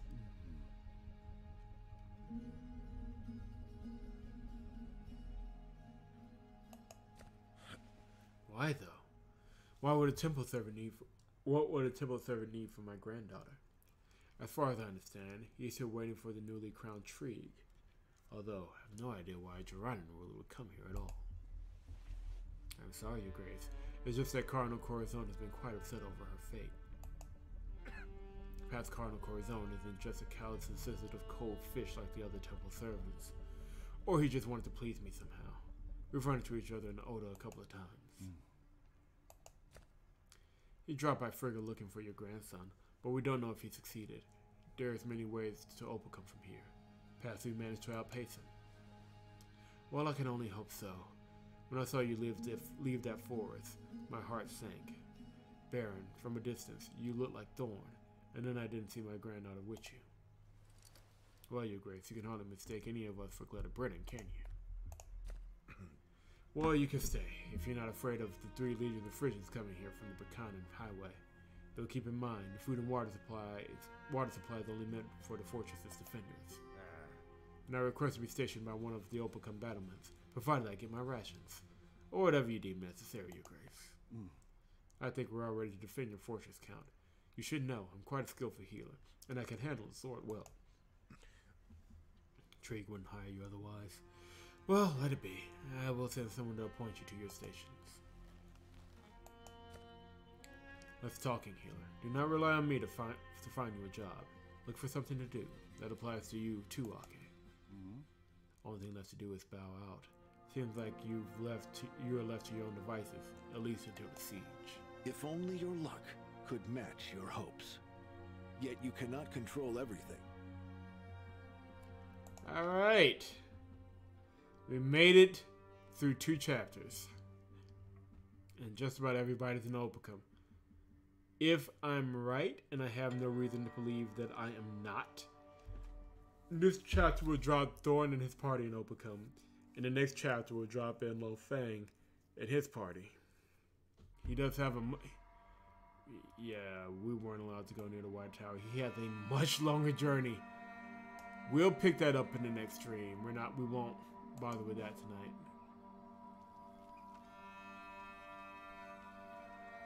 We'll have people to talk to then too. Make sure it's saved. It has. Alright, we're good. Oh, thank you for everybody who dropped by the stream, who's watching the replay of the stream. We do appreciate you. Our journey is feeling closer and closer to its climax. Don't know how it ends or how all of its mysteries will be solved. I'm interested to see, like, it is a battle of the good witch and the bad witch at this point, so I'm interested to see how that unfolds. And from there, I'm assuming it's only going to get worse. This game, it does not feel like there will be a happy ending to this game. It just doesn't. So, we'll see. I'll be highly suspicious if it does, but I still want to play multiplayer. I've been trying to get some others in the infamous Nepotism Squad to get the game so I can check out the multiplayer. But they're very, very slow to get the game, and I don't know why. But that's fine. We'll get to it eventually. We still got 4 more new characters. I'm assuming it's the other Reapers. But yeah, I'm really interested to see where it goes from here. So we will definitely check it out next time. But until then, I am JP III. Check us out at VSNow.com and all that other good stuff. And I will see you in the next one. I'm just going to let this play out because I love just thinking so. See you guys later.